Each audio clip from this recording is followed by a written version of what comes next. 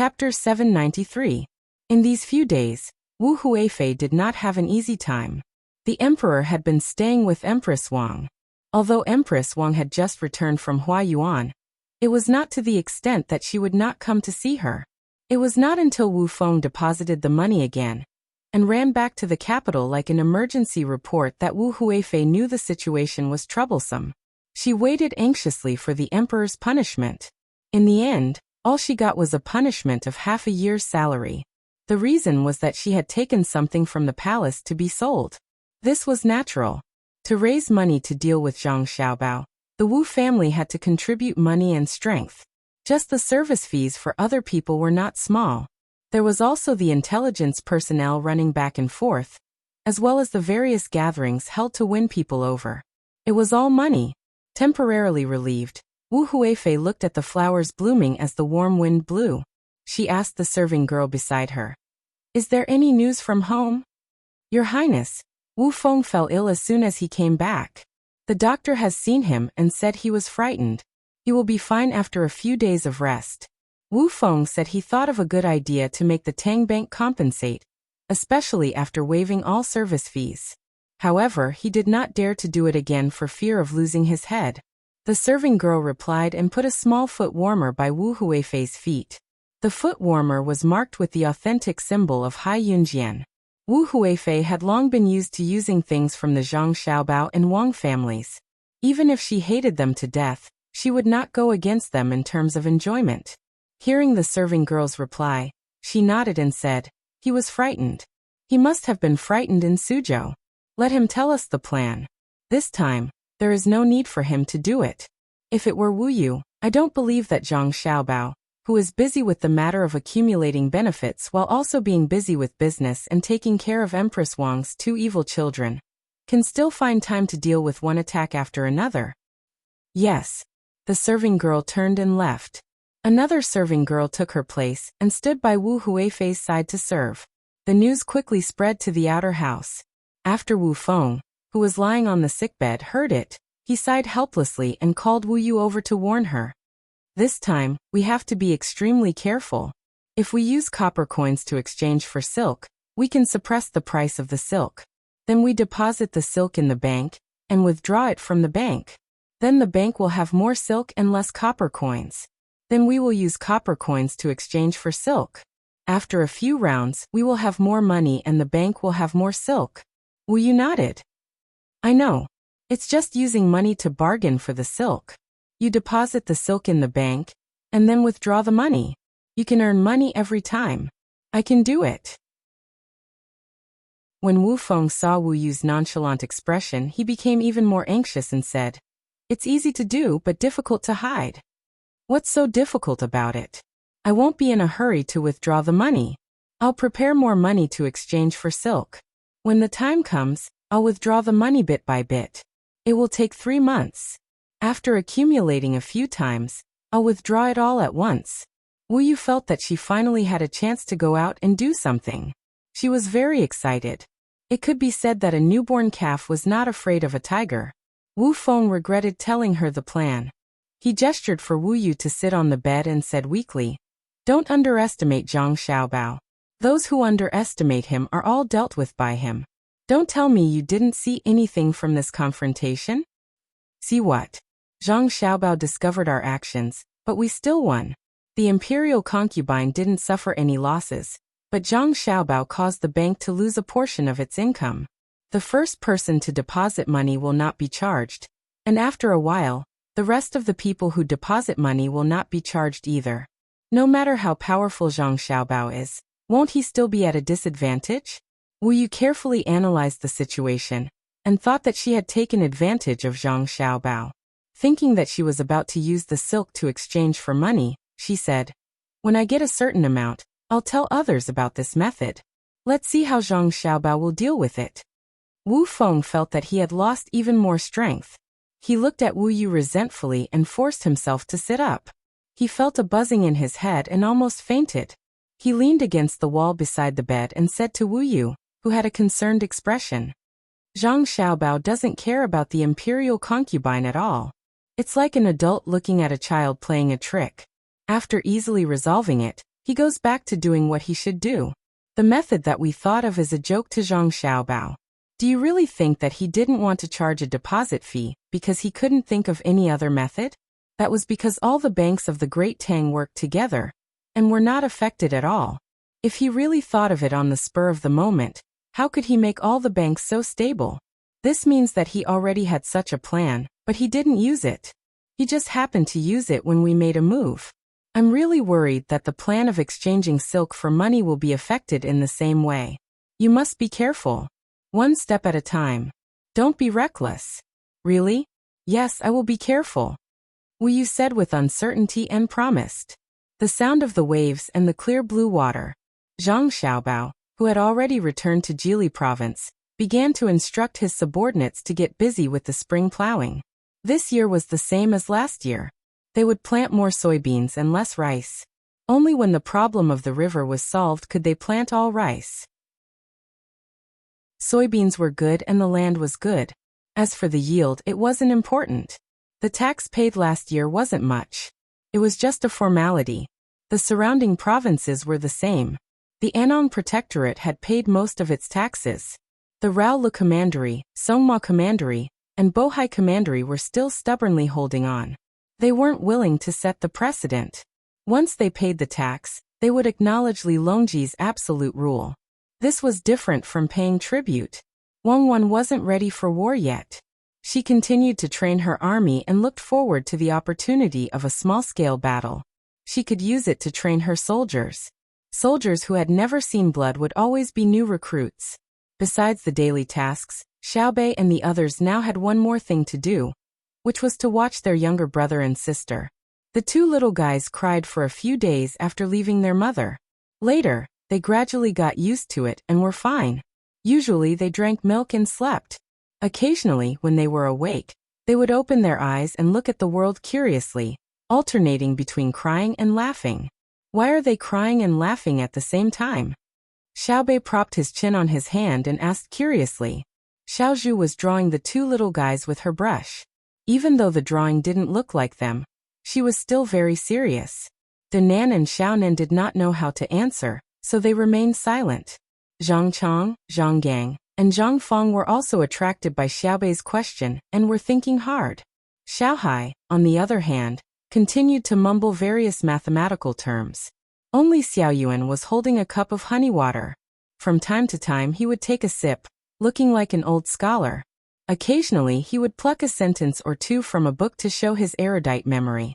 The two little guys were the ones to answer Xiaobei's question, their mouths making vague sounds. It wasn't until a ray of sunlight shone in that the room returned from its previous tranquility to liveliness. Zhang Xiaobao had brought his medical doctor over to see the two little guys. Just like Xiaobei and the others, they had to be examined once a day to avoid any unexpected consequences. Xiaobei watched the medical doctor examine the two little guys. He pulled on his brother's clothes and asked the same question again. Zhang Xiaobao thought for a moment. He didn't say that crying and laughing were the easiest actions for people to express their emotions.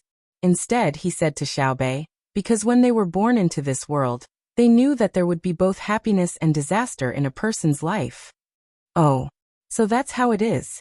Then, should we not cry when we encounter sad things in the future? Should we just smile all the time? Xiaobei seemed to understand a little, but it also seemed like he didn't completely understand. Cry when you need to, laugh when you need to. Shouldn't Xiaobei also be examined today? Zhang Xiaobao said as he patted his sister's head. Xiaobei nodded vigorously. Yes, once every 3 days. Exactly 3 days. Brother, when will Xiaolu be back? Soon. He should be back in a few days. Zhang Xiaobao looked to the north as he spoke. He didn't know if the people he had sent to the Moh last year had adapted. According to the estimation of the distance, they should have returned by now. It was probably because the road was difficult to travel, and they were delayed on the road. This time, not only did they have to bring back a large amount of ginseng, but they also had to bring back ferrets and various local animals and plants that they could encounter on the road. They would artificially breed those that could be bred. As for those that couldn't be bred, they would see if they could be processed to find a better market. Then I'll wait a little longer. They said that there's going to be a war here. Is that true? Are you afraid? No. Even if there is a war, it will be far from here. No one will dare to come here. I'm not afraid. I still have a tripping rope. Brother, I'm all grown up. Can I have a servant? A fifth-rank official? Xiaobei recalled the time when he was rejected when he asked for a servant. Zhang Xiaobao thought for a while and nodded. Okay. Xiaobei, you have to find a servant yourself. I won't give you the money to support the servant. Have you thought about where to find a servant with your salary? Yes. I'll tell you when the time comes. Xiaobei shook his head as if he had won a victory. At this time, the doctor finished examining the two little guys. Little young master, everything is normal. Do you want to examine Xiaobei and Xiaobei? Yes, check. They have eaten a lot of candy recently. See how their teeth are. Zhang Xiaobao nodded. While Jili province was peaceful, everywhere between the clouds and the water and Blue Sea Silver Sand Restaurant was in chaos. Blue Sea Silver Sand Restaurant was in a price war. The price of wine and dishes dropped again and again, snatching a lot of business from between the clouds and the water. Just when everyone thought that between the clouds and the water would also lower the price, between the clouds and the water suddenly increased the price of wine and dishes. Many female waitresses were hired to be in charge of welcoming and delivering customers. The interior of the restaurant was reduced, but there were some extra things in the middle. For example, a small bridge over flowing water and a reflection of the moon in the pond were all made in the restaurant. As a result, people who paid attention to this matter found that not only did the business between the clouds and the water not decrease, but more rich people were willing to go between the clouds and the water. It seemed that eating between the clouds and the water was better than eating there. Some people who knew about this were happy, while others were very angry. Wu Huifei naturally belonged to the angry group. She originally planned to use the merchants of Jiangnan East to weaken between the clouds and the water, but who knew that it would become between the clouds and the water. She immediately sent someone to tell Wu Feng to think of a solution. Wu Feng's illness was more or less healed, but he was still a little weak. He got up and found Jiang Lan to discuss with her. Manager Wu, why are you looking for me? Jiang Lan asked after the two sat down in the study. What else can it be? Between the clouds and the water didn't lose money, but earned more. This is different from what we thought at first. Can you think of another way? Wu Feng was a little helpless when he received this task, so he asked Jiang Lan when he got someone to send tea and snacks. Jiang Lan frowned when she heard that. She thought for a while and said, "This is not easy. The person behind Between the Clouds and the Water is Song Jinggong, the #1 person on the top list of billionaires. If you want to compete with him in business, first of all, it is troublesome to calculate, and second, you don't have enough money." You don't have money? Wu Feng asked. Yes, but we can't spend all of it on opposing the Shuiyun Club. Right now, we can't lower the price any further. This won't work against the Shuiyun Club. All of the merchants of the Jiangnan East Road added together will only be able to match the wealth of the Zhang and Wang families. The Zhang and Wang families have a lot of money. If we really go all out, we'll be losing 800 of our own men. Manager Wu, you can't expect us to go all out against Zhang family and Wang family, can you? When we first came here, we said that we would make money. Now that we have invested more and earned less, we can't afford to go all out. Jiang Lan looked like she was deceived, as if she was complaining and helpless. Wu Feng also looked a little embarrassed, but he didn't care. After all, a portion of the merchants of Jiangnan East, led by Jiang Lan, had already boarded the pirate ship. Hearing Jiang Lan's complaints, he asked, "Then what should we do now? We can't just watch Between the Clouds and the water grow stronger again. Now that things are like this, since we are going to go against Between the Clouds and the water, then we can't be the only ones doing the work. Don't tell me that no one hates Between the Clouds and the water? Why don't we find more people and join forces? I'll think of a way to distribute a portion of the business to those who are willing to join forces." Jiang Lan pondered for a moment and suggested, "That's fine, I'll go and contact them now.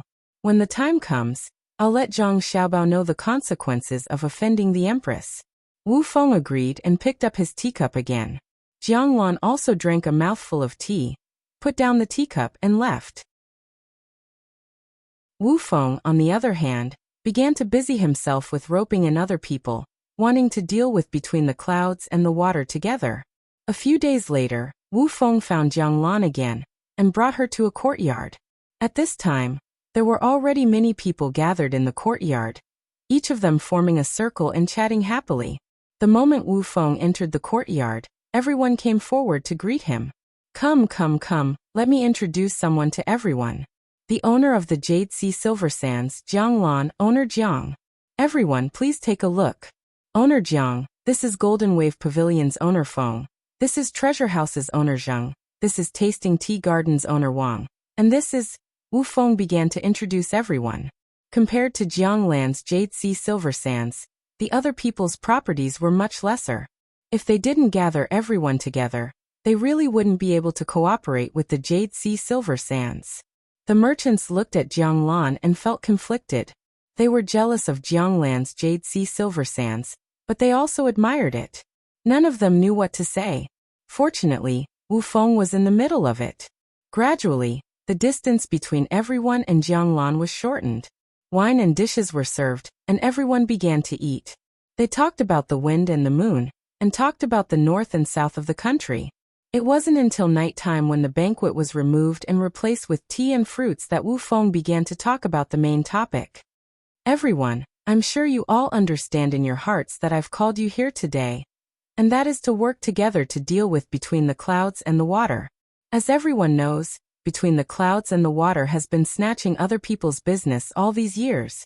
There's the tavern, the dock, and the supermarket, squeezing the original merchants until there's no space left.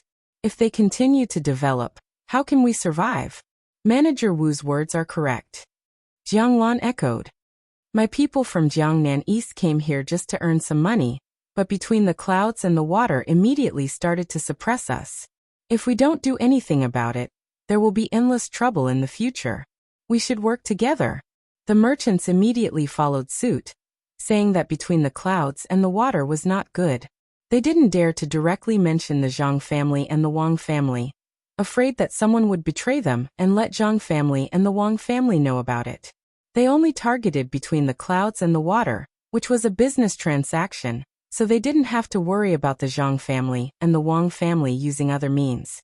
Although they said that, many people understood that it wasn't between the clouds and the water that went overboard, but that they didn't seize the opportunity. When between the clouds and the water expanded, it was always the merchants in the same industry who asked about cooperation. It was only after some people read the contract that they thought that they could get more benefits, and even hoped that after between the clouds and the water came over, they would not cooperate with them and would instead benefit from the cooperation. In the end, they saw what it meant to be a fierce dragon crossing the river. None of them lost money, and they only earned a little less than before. However, when they saw that the others who cooperated with between the clouds and the water were earning more, they felt that it was unfair. They wanted to bribe the local people who cooperated with between the clouds and the water to produce goods and snatch the business, but because of the contract they couldn't succeed. They watched as the people, merchants, and various businesses between the clouds and the water profited, but their side was still half dead.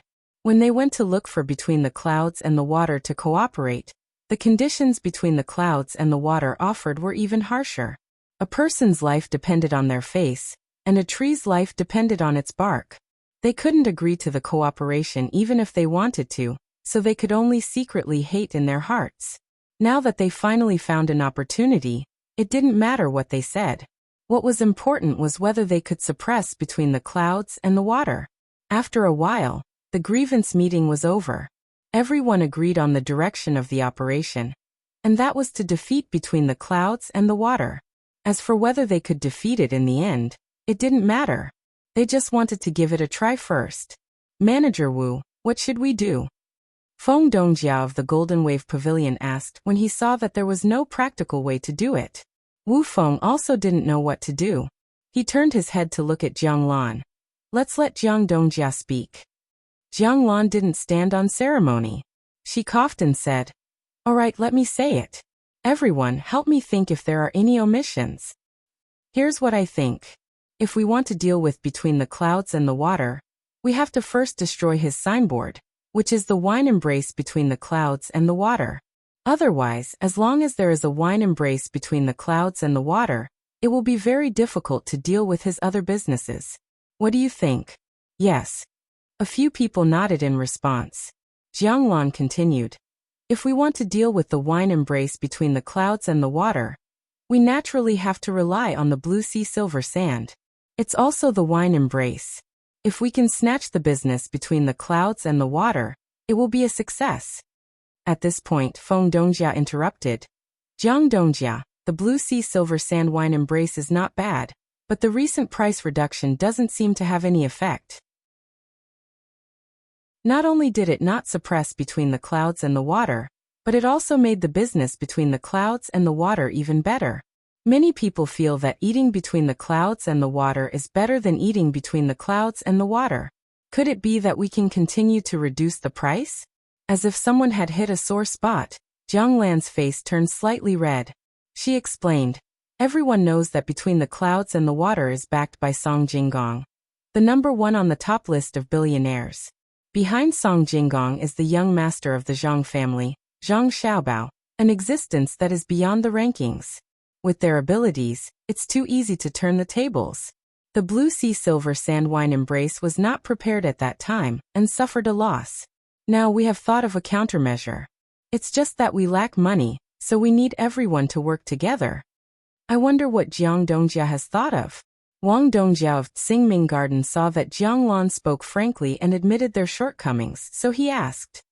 Well, divide the blue sea silver sand wine embrace into 3 levels. The highest level is on the 3rd floor, the 2nd floor is on the 2nd floor, and the last floor is on the 1st floor. You can earn money from both the rich and the ordinary people. Between the clouds and the water can only earn money from the rich now, and give up on the low end. The blue sea silver sand wine embrace has decided to combine the two. You can invest in the blue sea silver sand wine embrace and expand the business. I'm willing to give up the 1st, 2nd, and 3rd floors. I only need 1 floor, and the other 2 floors will be used to invest. Jiang Lan explained. Then how do we calculate it? Zhang Dongjia asked again. Jiang Lan took out a few pieces of paper from her arms and put them on the table. She said, except for the capital and the central cities of Jiangxi province, other places will be calculated at a discount. For example, the blue sea silver sand wine embrace in Guanyi province is worth 3,000 strings of coins. If you take out 3,000 strings of coins, then each of you will get 50%. The 1st floor, 2nd floor, and 3rd floor will be divided into the 2nd, and 3rd floors. Those who want the 1st floor have to pay 20% of the money. Those on the 2nd floor have to pay 30% of the money. Those on the 3rd floor have to pay 40%, and the extra 10% is used to deal with public relations. In other words, if I want to occupy the 1st floor, I need to pay 1,200 strings of coins, and if I want to occupy the 3rd floor, I need to pay 2,400 strings of coins. The extra 10% will also be paid, which is 600 divided by 9. It's more detailed. Everyone listened to Jiang Lan's words and began to pass the pieces of paper. It was written very clearly that when the money was paid, it would be put together. When the time came, it would be counted separately, including the cooks. If they still wanted to use the original blue sea silver sand wine embrace, they would have to pay separately. Everyone's investment in each bar could not exceed the original value of the bar. In other words, Jiang Lan wanted to hold the controlling stake. Everyone's investment would be used partly for renovation and partly for advertising. In order to show her sincerity, Jiang Lan did not charge any signboard fee. Otherwise, the name Blue Sea Silver Sand Wine Embrace would be worth a lot of money. After that, the money invested would be used to buy the surrounding houses and build more courtyards for people to rest in. The ratio was equal to the 2nd, 3rd, and 4th floors. The 3rd floor belonged to the high end, and it had to make the best food. The 2nd floor belonged to the middle. It could be slightly worse, but the scenery must be there. The 1st floor was low end. It had the nature of fast food, and one could slowly taste the wine and dishes in it. In this way, the low end earned the money of ordinary people. The 2nd floor was the same as the noble guests between the clouds and the water. The 3rd floor was to be high quality, higher than between the clouds and the water. The merchants could choose first from the third floor, and Jianglan would ask for the rest. As for the Blue Sea Silver Sand Wine Embrace in Gyeonggi Province, others would have to pay more.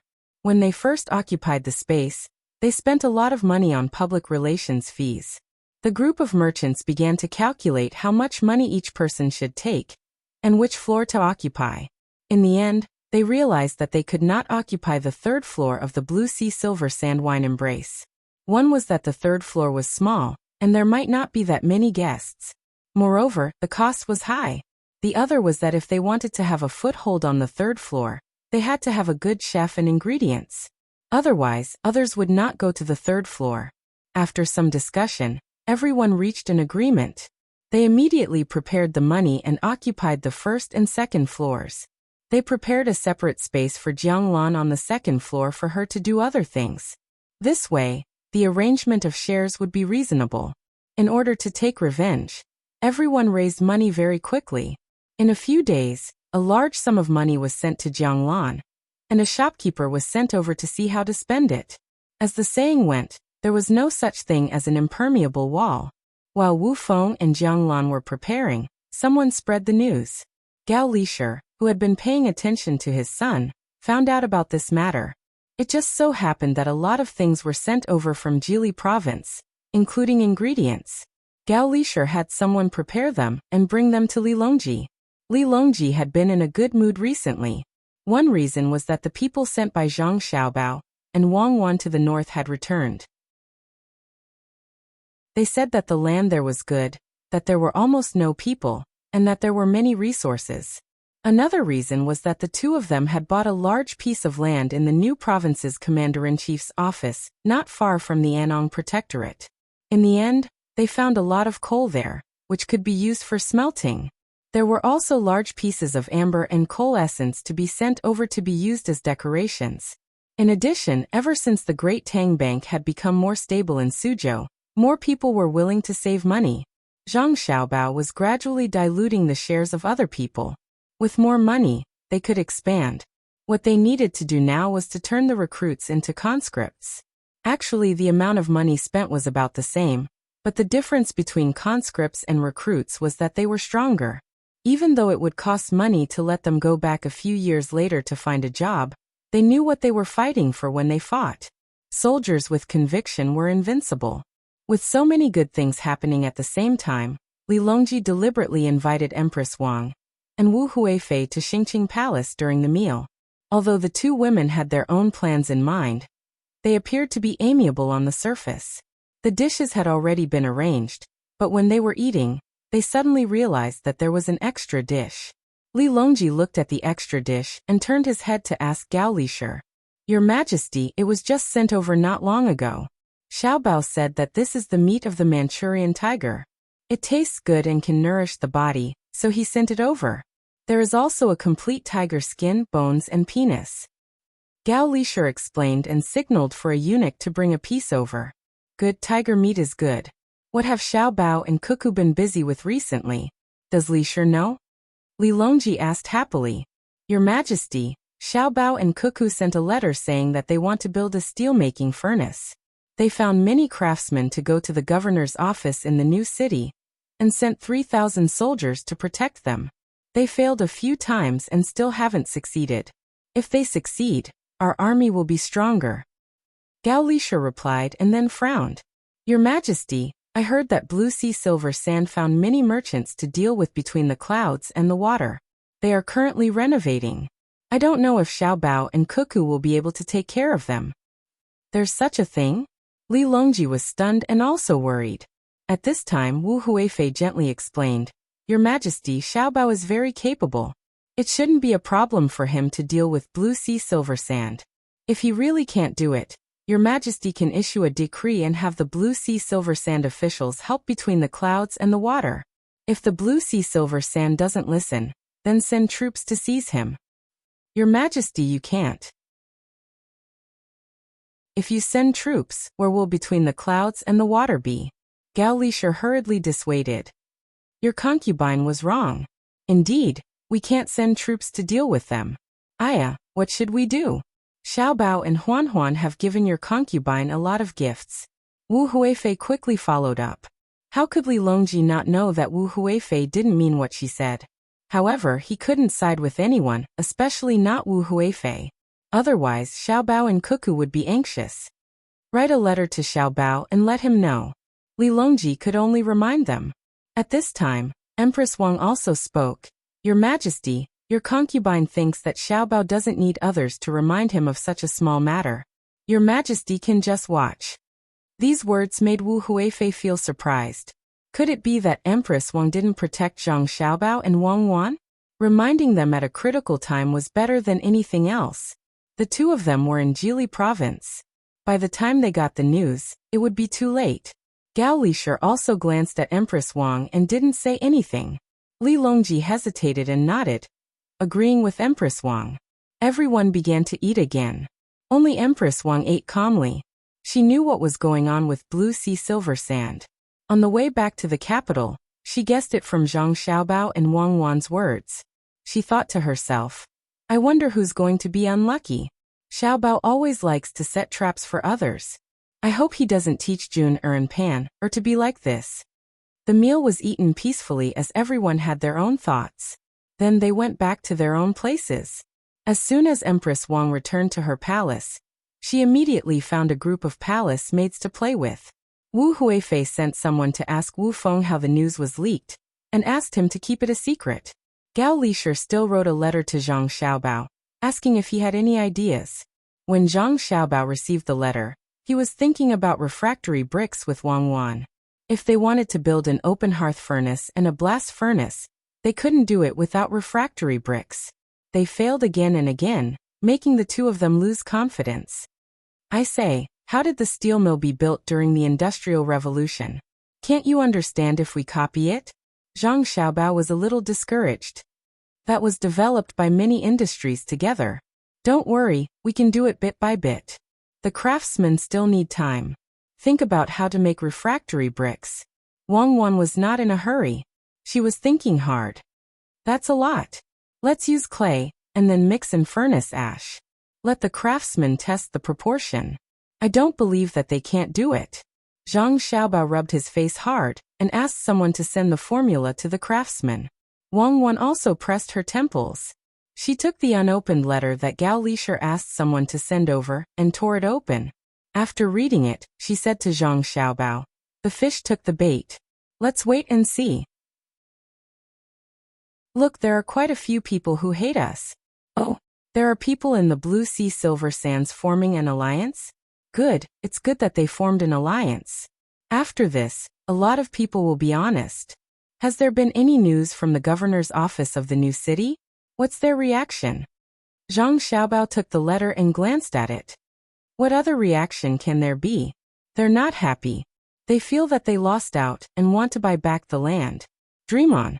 That's an open pit mine. It's easy to dig it up and can be used to make steel. Wang Wan passed another letter from the other side to Zhang Xiaobao. Zhang Xiaobao waved his hand and didn't take it. It was fine as long as he knew. He asked, is it time to send troops up the coast? Let's go to North America first and bring back the good stuff. There's no hurry. Train for another half a month. When the time comes, send 1,000 people to explore the road. Your potatoes and corn will be ready soon. Wang Wan didn't know if this trip would be successful.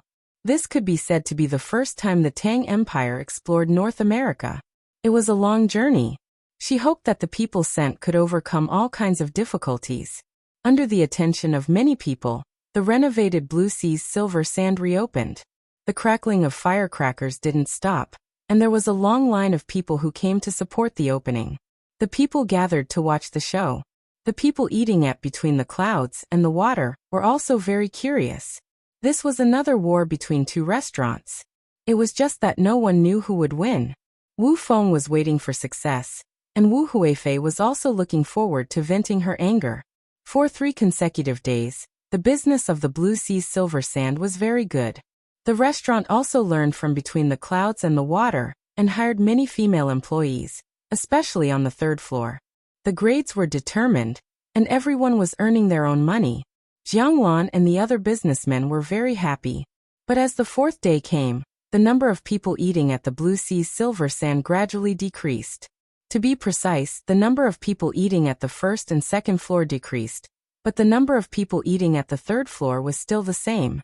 This situation made the businessmen who cooperated with Jiang Lan puzzled. Why was it like this? With all kinds of puzzlement, Zheng Dongjia stopped a customer who came to eat at the restaurant a few days ago. Master Wan, what have you been busy with recently? Zheng Dongjia tried to find a topic to talk about. Nothing much, just like before. You're busy, and I'm strolling around. Master Wan was obviously perfunctory. Don't, it's almost noon. Why don't you come in and eat? My treat. Zheng Dongjia was about to pull the other party into the restaurant as he spoke. When the other party saw that Zheng Dongjia was going to pull him in through the front door, he struggled with all his might, but he really didn't have the strength to say, Zheng Dongjia, don't make it difficult for me. I'll just find a place to eat in front. Master Wan, why don't you want to eat at the Blue Sea's Silver Sand? Zheng Dongjia asked, puzzled. Who said I don't want to come? I'm willing to go up to the third floor from the outside, but it costs too much. I can't eat here every day. As for going in through the front door, forget it. Spending the same amount of money to eat at other restaurants is a cut above the others, but eating on the first and second floors of the Blue Sea's Silver Sand is a cut below the others. Am I not looking for trouble for no reason? Master One finally told the truth. After he finished speaking, he finally took off his clothes while Zheng Dongjia was in a daze. He hurriedly rushed forward, as if he was afraid that Zheng Dongjia would chase after him again. Zheng Dongjia was dumbfounded. He looked back at the Blue Sea's Silver Sand restaurant and thought about what Master One said just now. He suddenly understood. So that's how it is. The first and second floors are neither too low nor too high. If you really want to go low end, you have to continue lowering the price to the level of a small restaurant.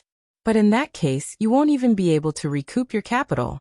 Just the money you spent on renovations is not a small amount. If you raise the price and the chef's skills are not good enough, wouldn't it be better for people to eat on the third floor, or in the water transport room? Why would they come to the first and second floors of the Blue Sea's Silver Sand restaurant? What should I do? Stairs, yes, it's best to tear down the outside stairs. That way, when people enter the restaurant, they won't know which floor to go to. Okay, I'll go find someone to discuss it.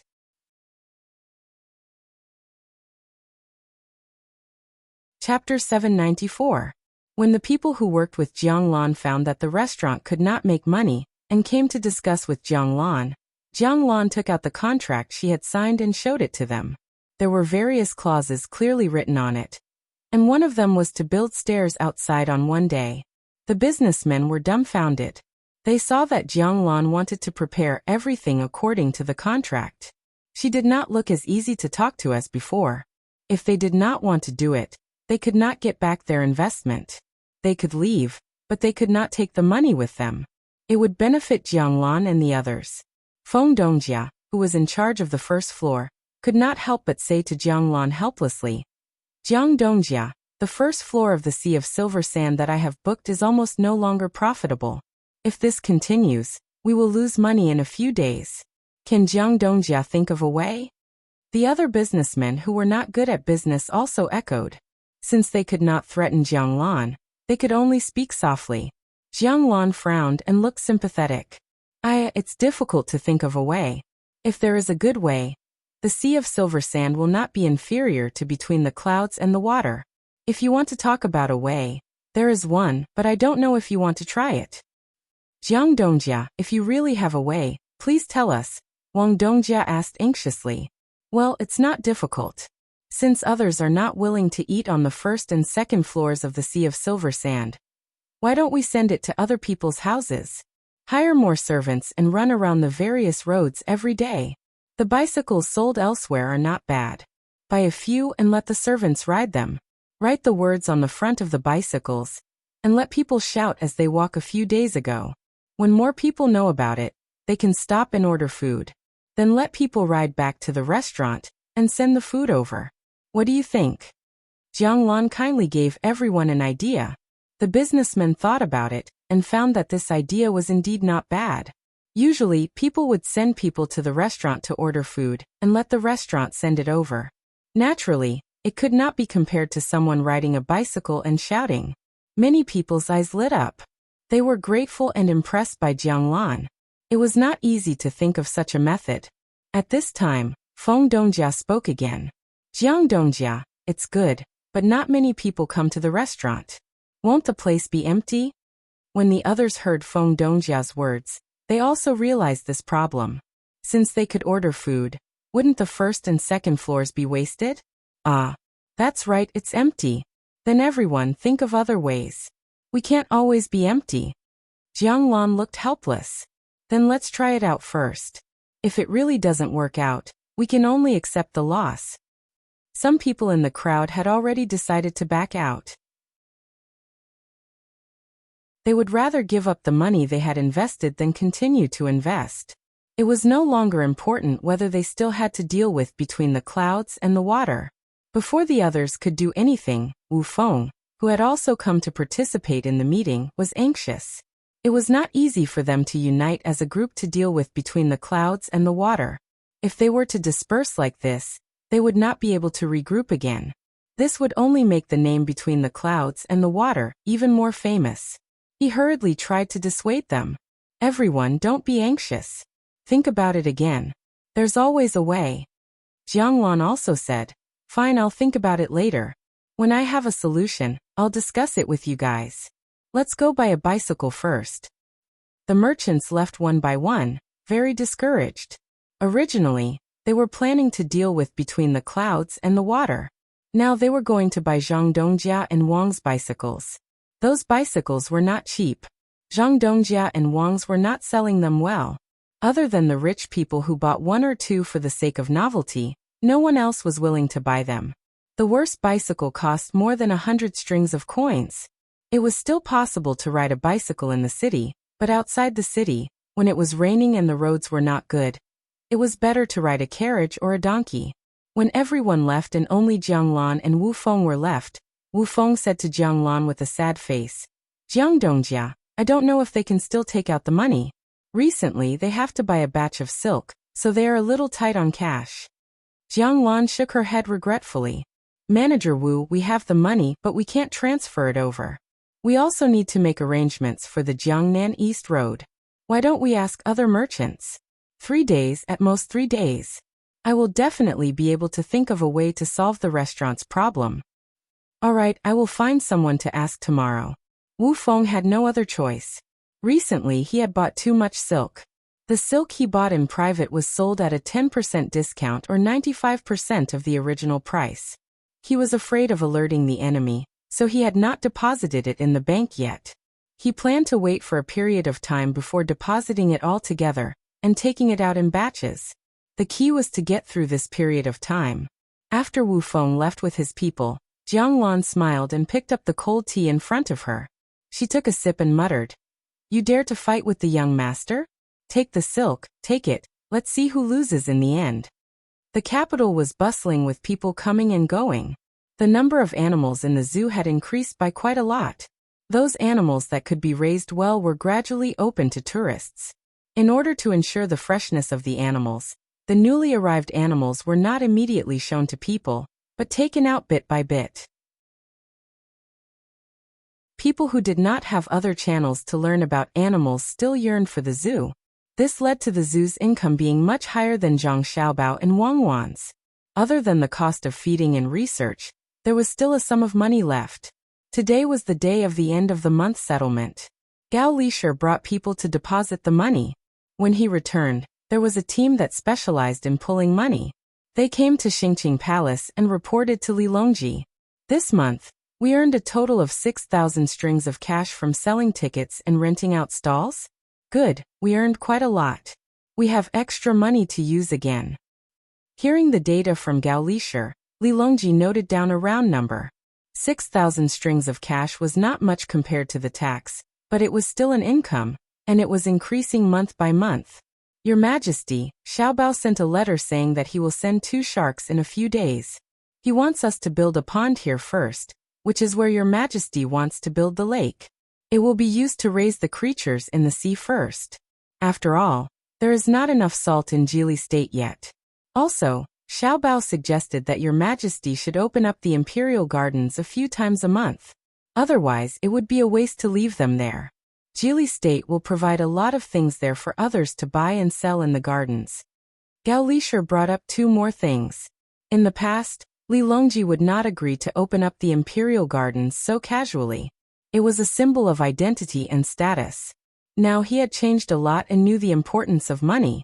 He wanted to occupy more land, but it was absolutely impossible without money, especially recruiting conscripts. It was better than letting each place raise money to recruit soldiers. It could prevent others from rebelling. So he agreed. Seeing that the emperor agreed to the two things, Gao Lishur took out a few pieces of paper that looked special. They were 6 inches long and 2 inches wide. There were delicate patterns printed on both sides. When he touched them with his hand, he could feel the bumps and depressions in some places. Li Longji took them and looked at them one by one. There were different numbers written on them. Some were 100 coins, some were 1,000 coins, and the smallest one was 10 coins. The paper was a little small. The only thing that did not change was Kaiyuan Tongbao. This is... Li Longji waved the paper in his hand and asked, Your Majesty, this is the money that Xiao Bao and Cuckoo asked people to make. In the future, it will be used to replace copper coins and silk. It is said that countless craftsmen worked together to create this anti-counterfeiting thing. If you look at it, you can see the bumps and depressions in the blank space on one side. It is not on the surface of the paper. Gao Lishur explained. Li Longji held the light paper in his hand and looked at the largest number on it, which was 1 million coins. He felt that it was not so reliable. It was not as valuable as copper coins. He asked with uncertainty, will people be willing to use it? What will happen if it is less than 10 coins? Xiao Bao and Cuckoo are currently making the money, that is less than 10 coins. They need to use a die to press it and not cast it like before. When the time comes, if someone wants to forge it by hand, it will not be worth the effort. As for whether people will be willing to use paper money, this is easy to handle. Xiao Bao wants Your Majesty to issue a decree that when paper money is issued, the imperial court will accept paper money for tax purposes. Xiao Bao will also cooperate with other merchants to accept the purchasing power of paper money. When people get used to it, it will be fine. Gao Lishur said and then said, Your Majesty, the benefits of using paper money are not only to prevent people from making copper coins privately, but also to eliminate the storage cost of silk. More importantly, it is convenient to carry. It saves a lot of effort when transporting compared to copper. There are other benefits that Xiao Bao did not mention. I think it will not be simple. Li Longji held the paper money in his hand and thought for a while. Then he said, Let Xiao Bao and others print more first. Where is the place to print money? Li Longji was not stupid. He knew that printing money was unusual. If people casually printed money for fun in the future, the country would be finished. Your Majesty, the place to print money is now in Jili province. Xiao Bao is preparing to move the printing factory to the capital. When the time comes, Your Majesty should find someone to guard it. Gao Lishur immediately responded. Then what should we do with the silk? There is a lot of silk in the Tang Empire. Should we sell it to the people? Li Longji thought of another problem that needed to be solved. Gao Lishur sighed and replied, Your Majesty, there is already a market for the silk. It can be sold in Xinyuan province, Japan and Xinlua. There are also merchants in Tufan and Tujue. Xiao Bao is considering cooperation with them. Xinyuan province and Japan will be handed over to merchants in Jiangnan East. Other places have not been considered yet. Jiangnan East? Blue Sea Silver Sand? Li Longji suddenly thought of the restaurant between the clouds and the water. Yes, Xiao Bao wrote in a letter that Blue Sea Silver Sand is also his. It is not a good thing for between the clouds and the water to monopolize. It needs competitors. It is just that merchants who cooperate with Blue Sea Silver Sand to deal with between the clouds and the water are suffering. Most of their money is restricted, and they can only make a little money. Gao Lishur showed an expression of schadenfreude. Li Longji was stunned and said, No wonder you can run the restaurant so well. I thought there was another capable person. I wrote a letter to Xiao Bao and asked him to leave some leeway. Don't be so ruthless. Li Longji did not doubt Zhang Xiaobao's ability. If he wanted to make people who opposed him lose all their property, there would be people who could survive. Your Majesty, rest assured. Xiaobao has already stayed. In a few days, there will be new movements on the first and second floors of Blue Sea Silver Sand. At the same time, the third floor of Blue Sea Silver Sand, which is adjacent to or directly opposite between the clouds and the water, will also change. There will be competition and cooperation. Asterisk, asterisk, asterisk, asterisk, asterisk. Come on, come on. The government of Jili province was very lively. Xiao Bei and the others watched the two little ones trying to turn the tables and cheered them on. From time to time, they would give a demonstration. The two little ones did not understand what the others were shouting. When they saw someone turning the tables, they would follow suit. Every time they turned the tables, they would giggle a few times. They seemed to be very interested in this kind of game. Zhang Xiaobao and Wang Wan also temporarily put aside their work and accompanied them, enjoying this warm moment. Only when the two little ones were tired and hungry, and were about to cry did Xiao Bei and the others stop and find a wet nurse to feed their little brother and sister. Xiaobao, when are we going to do it? Wang Wan suddenly asked a question that the others did not understand. Wait a little longer. When the news spreads to all the banks, we will come together. On the 6th of next month, I want to see who will cooperate with Wu Huifei after this incident. Zhang Xiaobao looked at Xiao Bei and the others, who said that they were going to find guards for him, run out one after another, and replied to Wang Wan. Wang Wan did not say anything more on this topic and changed the topic. Then what about printing money? How can we not let Li Longji print money randomly? Li Longji will not print money randomly. He is not stupid. Unless there is a financial problem, he will devalue the currency to deal with it. As for whether or not someone will print money crazily in the future, that is not something we can control. Zhang Xiaobao really did not know what to do about this matter. Not to mention now, even if it was at any other time he would still print money. Which country had not done this before? Wang Wan stretched lazily. Then let's wait until the 6th. I am sleepy, so I will go back and take a nap. Tomorrow, we will send 1,000 people to North America to find something good for you. Asterisk, asterisk, asterisk, asterisk, asterisk. The days passed by one after another. When the 6th arrived, the Great Tang Bank suddenly posted a notice. It said a total of 2 things. The first was naturally paper money. Zhang Xiaobao contacted many merchants and agreed to accept paper money. Anyone who used paper money to buy things would enjoy a 5% discount this month. Those who were used to using money did not have any objections, but the ordinary people were confused. Could a piece of paper be used as money? Even with the merchant's promise, they were hesitant. They wanted to see the effect if someone else changed it first. The smarter people immediately thought of counterfeiting. In the past, they could secretly make copper coins, so now they could try to make paper money. However, when they saw paper money, they were discouraged. It was too difficult to make. If they used a pen to draw, it would be easy to make mistakes in the small details. They also had to find the same paper and the same oil. Drawing one would take at least a few months. It was also possible to draw 100 strings of coins. The problem was how to make the marks on the paper between the bumps and depressions on the money and the light. Those who wanted to counterfeit temporarily suppressed their thoughts. They needed to improve their skills.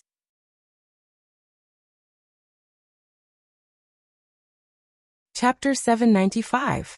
Wu Yu, who was busy buying silk at a lower price, was dumbfounded when he saw the notice posted by the Tang Bank. For the exchange of silk, the bank was only offering 80% of the original value. A bolt of silk that was once worth 200 copper coins could only be exchanged for 160 copper coins. If one did not want to depreciate, one had to save it for 5 years.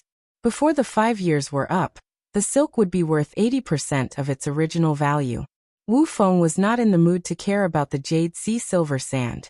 He hurriedly found Wu Yu and the two began to discuss. Brother, is Zhang Xiaobao sick? Silk has always been used as a currency. He suddenly reduced the value of silk. What can so many people with silk do?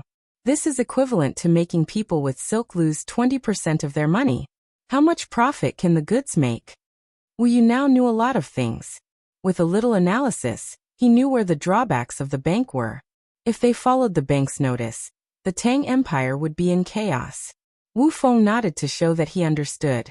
His eyes blinked a few times, and he suddenly said happily, "Maybe Zhang Xiaobao no longer cares about the lives of the people. It's a good time to find trouble with him. Now no one can protect him, not even the emperor. Yes, let Her Highness find trouble with him. I'm still using money to buy silk. 90% of the price. Oh no, I don't have any cash." Wu Yu was happy when he suddenly thought of a very serious problem. He raised the money with great difficulty, and was still buying silk. Now that the bank was using 80% of the price to buy silk, wouldn't his money be gone in the blink of an eye? Wu Huifei was happy when she found out about the Tang Bank's notice. Opportunity. The opportunity was right in front of her. Zhang Xiaobao and Wang Wan had always been careful. This time, there was a loophole. Didn't they always say that they were thinking of the people? How should the bank explain buying silk at a lower price? Soon, Wu Huifei found her officials and prepared to impeach Zhang Xiaobao for disrupting the Tang Empire's economy and destroying the foundation of the country. Once the impeachment was successful, even if Zhang Xiaobao did not die, he would lose a lot of skin. Wu Huifei and Zhang Shua, who was also waiting for an opportunity, almost coincidentally had the same idea. After a private discussion, they decided to launch the attack at the morning court the next day. "Empress, it's not good. Something big has happened. The Great Tang Bank is in trouble." Xiao Zhu, who had just received the news, found Empress Wang while panting. Her chest heaved up and down as she told Empress Wang everything. After hearing Xiao Zhu's words, Empress Wang could no longer remain calm. Her expression changed as she said, "How could Xiaobao come up with such an idea? You want to push me into the fire pit? Was someone trying to frame Xiaobao? Quick, go find Gao Lisher." While many people were either happy or anxious, Li Longji was very calm as he played Go with Gao Lisher. Seeing that Gao Lisher was only able to parry and had no strength to counterattack, Li Longji used his hand to lightly twirl a Go piece and said, "Starting from this year's autumn harvest, it will not be difficult for the people to wear clothes." Gao Lisher was thinking hard about the Go game, and also had to deal with Li Longji's words. He frowned and randomly placed the black Go piece. Wiping the sweat on his forehead, he replied, "Your Majesty's words are correct. This official estimates that many people will impeach Xiaobao tomorrow morning. Your Majesty had better quickly release the news. There's no rush. Xiaobao has said in his heart that we must wait until all the officials are impeached before we act. If we act too early, there will be people who will deliberately oppose us." This step was originally difficult to take, but with the announcement from the bank, it actually went smoothly. Li Longji placed a Go piece and continued to force Gao Lisher to defend as he spoke casually. The next morning, just as Gao Lisher and Li Longji had guessed, the officials from the censorate and the head of the secretariat both impeached Zhang Xiaobao at the same time. Some said that Zhang Xiaobao should not continue to manage the bank. Some said that he wanted to harm the country and the people. And some even said that he wanted to shake the foundation of the Great Tang. At this moment, no one was speaking up for Zhang Xiaobao. Sitting on the platform, Li Longji looked at the officials on the two sides of the platform.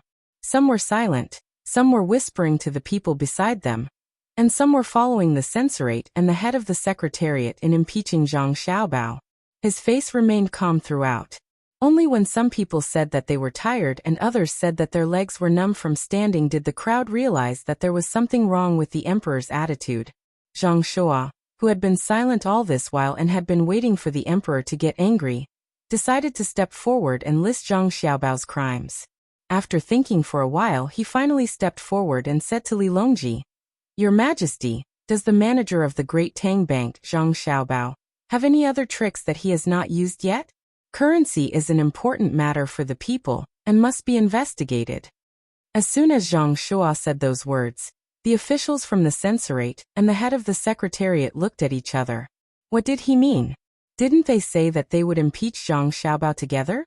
Why did they suddenly change their minds? Li Longji was waiting for others to ask.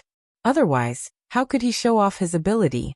He nodded, indicating for Zhang Shua to step back, and then opened his mouth. What does the Great Tang Bank's 80% revenue have to do with currency? It's not like we don't allow silk to be used as money. It's fine as long as we don't deposit it in the bank. Can it be that when the bank puts up a notice saying that it's buying silk at 10%, there will still be people fighting to deposit it? After hearing this, the officials felt that it was very reasonable. But why did it feel like this reasoning did not hold water? Where did it go wrong? That's right, the bank was buying silk at a low price, so there was no need to deposit it. No one was forcing anyone to deposit it, but this matter should not be so simple. What was going on? Zhang Shuo did not immediately react and stood there in a daze. At this time, Li Linfu, who had returned to the court, stood up and said to Li Longji, "Your Majesty, firstly, the bank's name is Great Tang, and the people all know that most of the bank's wealth belongs to the imperial court. The bank's notice is issued on behalf of the imperial court. The people do not know the emperor's words, so they only hear it for your Majesty. Secondly, the transaction is 4 to 6 qian of silk, and the bank is willing to deposit it far and take it near. However, silk is cheap, so how can there be silk in the market? If silk does not exist, how can there be business? Hence, it is cheap and has left the money of the market. It can only become goods, or the people will riot." When the others who wanted to impeach Zhang Xiaobao heard this, they suddenly understood. That's right, the bank's name was Great Tang, and everyone knew that the Great Tang Bank was under the control of the imperial court. Wasn't the bank's notice the emperor's intention? How could it be separated? Also, those who did not deposit silk in the bank would leave it behind. They would only deposit their money in the bank here, and go to the place where they needed it. It had always been 40% of the silk and 60% of the money.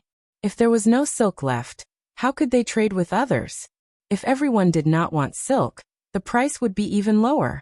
It was estimated that it would not be long before silk could no longer be used as a currency, and it would become ordinary cloth to be traded. If things went wrong, the people would be in chaos. Finally, they found the root of the problem. Those who wanted to impeach Zhang Xiaobao were eager to give it a try again. Li Longji, who was originally trying to deceive the officials, did not care when he saw a smart person appear. He went along with Li Linfu's words and said, "What you said is very true, and we also know that. Therefore, we want to collect silk to fill the national treasury. The time limit is 5 years. The difference between this and the bank is that we will pay interest. Every silk sold will be 1 qian, and we will return it after 5 years. Does everyone agree? Does your Majesty want to lend money to the people?" Zhang Shuo stood up and asked. "No, we are using money to give to the people. Now that the national treasury is full, it will be even more in 5 years. We will return the money to the people and hide the wealth from the people. When the people are rich, they will be healthy, and when the people are healthy, the country will be strong." Li Longji did not admit that he wanted to borrow from the national treasury. He also wanted to sell the silk sold to the neighboring countries in exchange for better resources. He wanted to abolish the use of silk as a currency. Zhang Shuo thought about it and felt that it was reasonable. The national treasury was not lacking in money, and there was no need to cheat the people of their money. However, there was a problem with this, so he said, "Your Majesty, every silk sold will be 1 qian per month. If it is 1 qian per year, it will be at least 12 qian per year, or 13 qian per year. If it is 5 years, it will be at least 60 qian per year. Does the national treasury have that much money? We are using money to make money. It is not like we are always keeping the money in the national treasury. We can buy goods from the neighboring countries. As long as we earn more than what is given in 5 years, it will be fine." Li Longji explained the problem. In fact, there was something he did not say, and that was that the currency would gradually depreciate. The more productive the economy was, the higher the price of luxury goods would be. When that time came, the price of currency would also fluctuate, and the general trend would be to depreciate. As the number of goods increased, the income of the people would also increase. This could balance out the value of the currency that was depreciating. However, the national treasury was really cheap. This was especially so for Xinyuan Island. The island was not small. From Zhang Xiaobao and the merchants who went there, they knew that there were many good things there. However, The local people were very poor in terms of daily necessities, especially clothes and beds.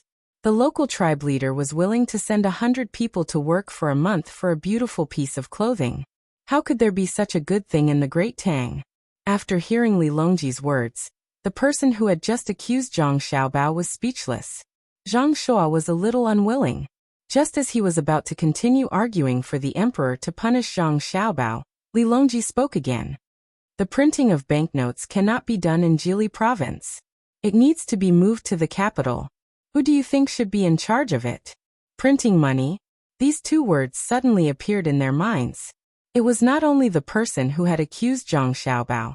Everyone focused their attention. Everyone wanted a share. In the end, Zhang Xiaobao was selectively forgotten. Even Zhang Shua did not have the heart to continue to pay attention to Zhang Xiaobao.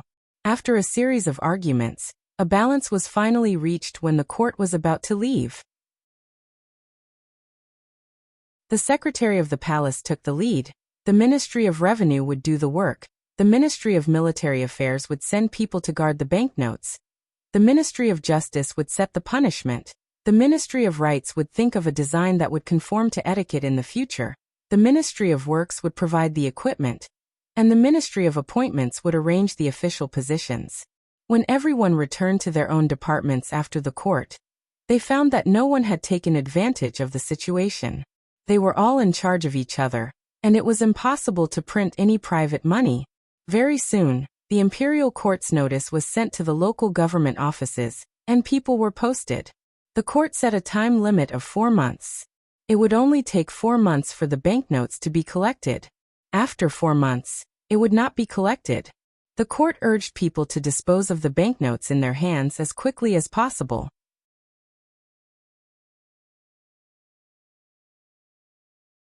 Chapter 796.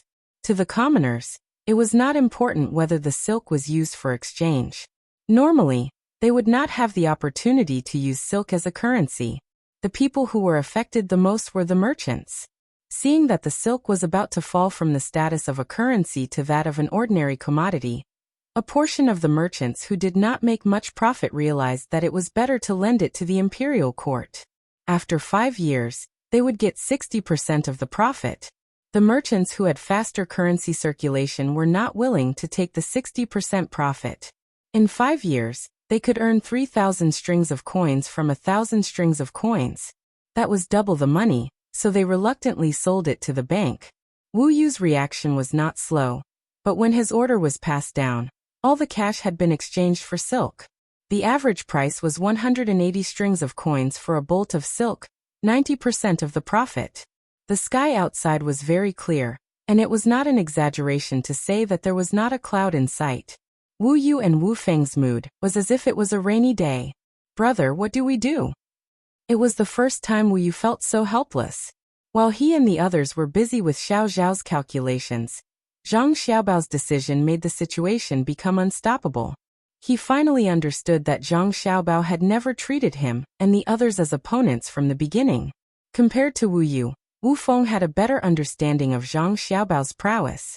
When he laid out the plan, it could be said that he was at ease, but when he wanted to compete with him, he realized that he was not on the same level. Facing Wu Yu's questioning gaze, he said, "Tell the Empress to stop. Don't expect to beat Zhang Xiaobao financially. That is a celestial existence, not something we can compete with." "Brother, I don't understand. Why would the Emperor listen to Zhang Xiaobao? The imperial court took in so much silk. Is he not afraid of something happening? That silk can be spoiled." Wu Yu was not convinced. He thought that the Emperor was biased toward Zhang Xiaobao and was willing to let the national treasury suffer losses for Zhang Xiaobao. Wu Feng glared at him. "What nonsense are you talking about? Why would the Emperor help Zhang Xiaobao? It's not like you don't know how the Zhang family and Wang family do things. Haven't you seen all the information? Their two families had always planned things out first, and would only make a move when the time was right. Not to mention you, there are countless officials in the imperial court. Who dares to say that they can clearly see what the Zhang family and Wang family want to do when they start operating? How did Sanshui County become Shang County from Zhong County? First of all, everything was independent. Some were for earning money, and some were for fame. And the result? You and I are not capable enough. Don't try to figure out other people's thoughts. If you really want to get in touch with them, you can defeat Song Jinggong. Maybe you can get a glimpse of the list of the top billionaires. Wu Yu lowered her head and finally sighed helplessly. Brother, I'm tired. I'm going to sleep. You can tell the Empress that I don't want to be number one anymore. That's not a game. That's a real business battle. Even politics is involved. I'm going to sleep. Asterisk, asterisk, asterisk, asterisk, asterisk. That's enough. Send something to the Song Mo Commander-in-Chief's office one more time, and you can stop. For the last time, you should send various kinds of tools and steel that didn't pass the smelting process. Let people make various kinds of household appliances, and send them over. Zhang Xiaobao looked at the information sent back from the Song Mo Commander-in-Chief's office, and ordered the people waiting at the door. After the people received the order and left, Wang Wan came over with dark circles under her eyes. Xiaobao, I've sent people out. As for whether they can reach North America in the end, I'm not sure. In fact, it's best to send people from Team Zero. There are no roads in North America now. The jungles, there are all kinds of wild animals. The people sent may not be able to meet the requirements. 1,000 people. I'll be satisfied if I can get the remaining 100 people. Do you think the people in the Song Mo Commander-in-Chief's office will really have the intention to oppose? You go and rest in a while. I'll take Xiaobei and the others to the beach to play. Don't worry about those 1,000 people. The jungles in North America are dangerous, but people learn. If some people die, they'll naturally understand more things. Zhang Xiaobao found his swimming trunks and looked at the world map that was not very neat on the table. His eyes were full of determination as he looked at Wang Wan's dark circles and said. Seeing that Wang Wan was still worried, he said, to be honest, I'm not willing to enter the primitive jungles. I'm not sure if I can easily survive in such a place. Miasma, poisonous grass, insects, snakes, and wild animals. Whether it's the Delta, the Beret, or the Alpha, who can guarantee that they can return safely? I don't think the three you mentioned are the most powerful. There are more powerful people than them, Wang Wan retorted. I know you want to say that the special forces in China are all the same. The powerful people are not limited by the region or country. But in that kind of place, your bawang flower is useless. The 1,000 people are just going to explore the road. We don't expect them to fight from North America to South America. Didn't you give them a lot of good things when they left? As long as they can contact the local natives, I believe their survival rate will be very high. You go to sleep, I'm leaving. Zhang Xiaobao was not willing to argue with Wang Wan about this kind of uncertain thing. He carried Wang Wan to the bed, picked up his things and left. Seeing Zhang Xiaobao's figure at the door, Wang Wan closed her eyes and muttered discontentedly, It's fine as long as the bawang flower can control you. Humph. Today was the day Zhang Xiaobao took his younger brothers and sisters to hold a beach picnic. It was once every half a month. As the weather was getting warmer, they could play in the sea. There were many good beaches in Jili State. Zhang Xiaobao did not plan to take his younger brothers and sisters to play in the Broken Star Ocean Park where he was at that time. The broken place there could be cut by stones if they were not careful.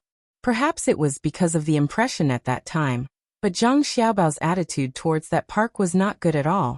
There were no small fish, few crabs, and no seabirds in the sky. When one entered the water, one would feel the sharpness of the stones.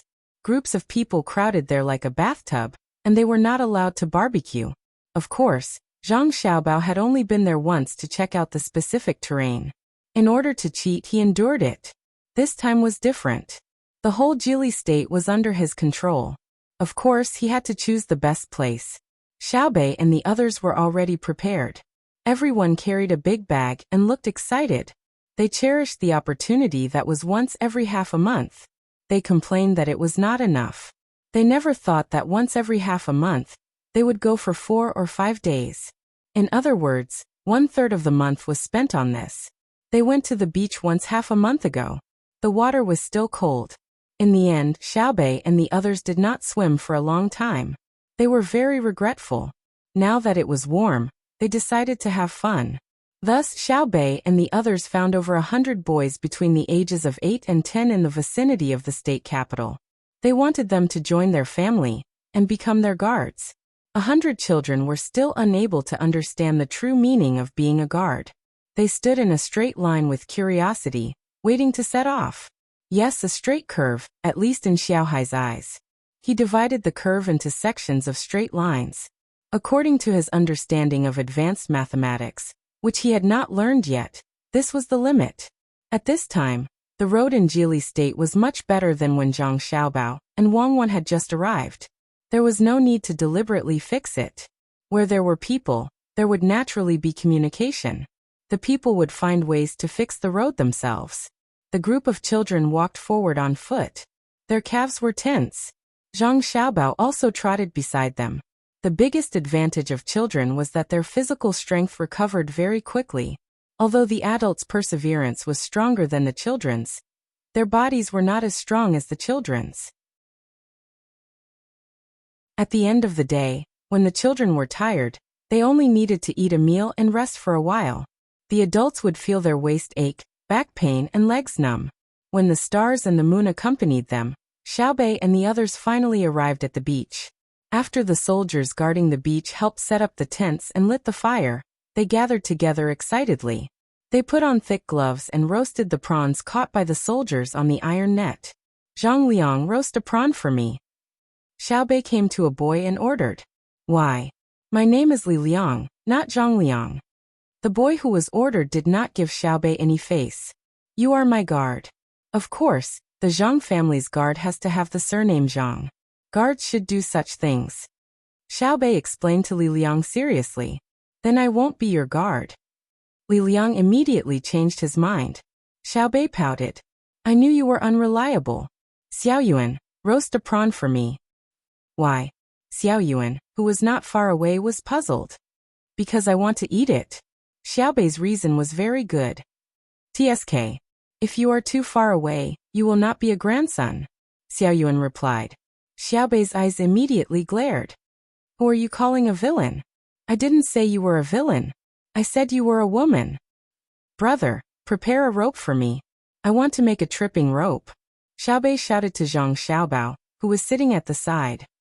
"Xiao Bei, I look down on you. Other than using this to scare me, what other abilities do you have? Do you think I'm afraid of you?" Xiao Yuan deftly picked up a freshly roasted prawn with a pair of tweezers and approached Xiao Bei. "You didn't put salt, right? I only like to eat the original flavor." "No, it's the original flavor." "Brother, don't use a rope. This is called subduing the enemy without fighting." Asterisk asterisk asterisk asterisk asterisk. The sun jumped out of the sea. When the water was a little cold, Xiao Bei had already jumped into the water. A little further away, there were soldiers stationed here to protect him. Xiao Bei took a deep breath and lowered his head. He used both hands and feet to dive into the water. After a while, he emerged holding 2 shells in each hand. Looking at the people on the shore who didn't dare to go into the water, he muttered angrily, "Guards are really unreliable. Even touching shells makes them so scared. I'll do it myself. When I find better guards, I'll eliminate all of them." The local children that Xiao Bei and the others found still didn't understand what guards meant. But the children in other places had already memorized the concept of guards in their hearts. Of the 100 or so children who came to the seaside, most of them didn't know how to swim. Only a dozen or so had gone into the water before, and they weren't very good swimmers. Xiao Bei and the others, who couldn't count on others, could only jump into the water to fish for shells themselves. A wooden box with a pendant was placed on the bottom. When it was placed on the surface of the sea, it rose and fell with the waves. Xiao Bei and the others surrounded their respective boxes and kept diving and floating, making the group of children on the shore surprised and impressed. Zhang Xiaobao looked at his younger siblings and prepared to rescue them at any time. When the temperature of the water rose little by little, the 100 or so children on the shore also jumped into the shallow water. A large boat appeared on the surface of the sea, gradually growing bigger from a black dot.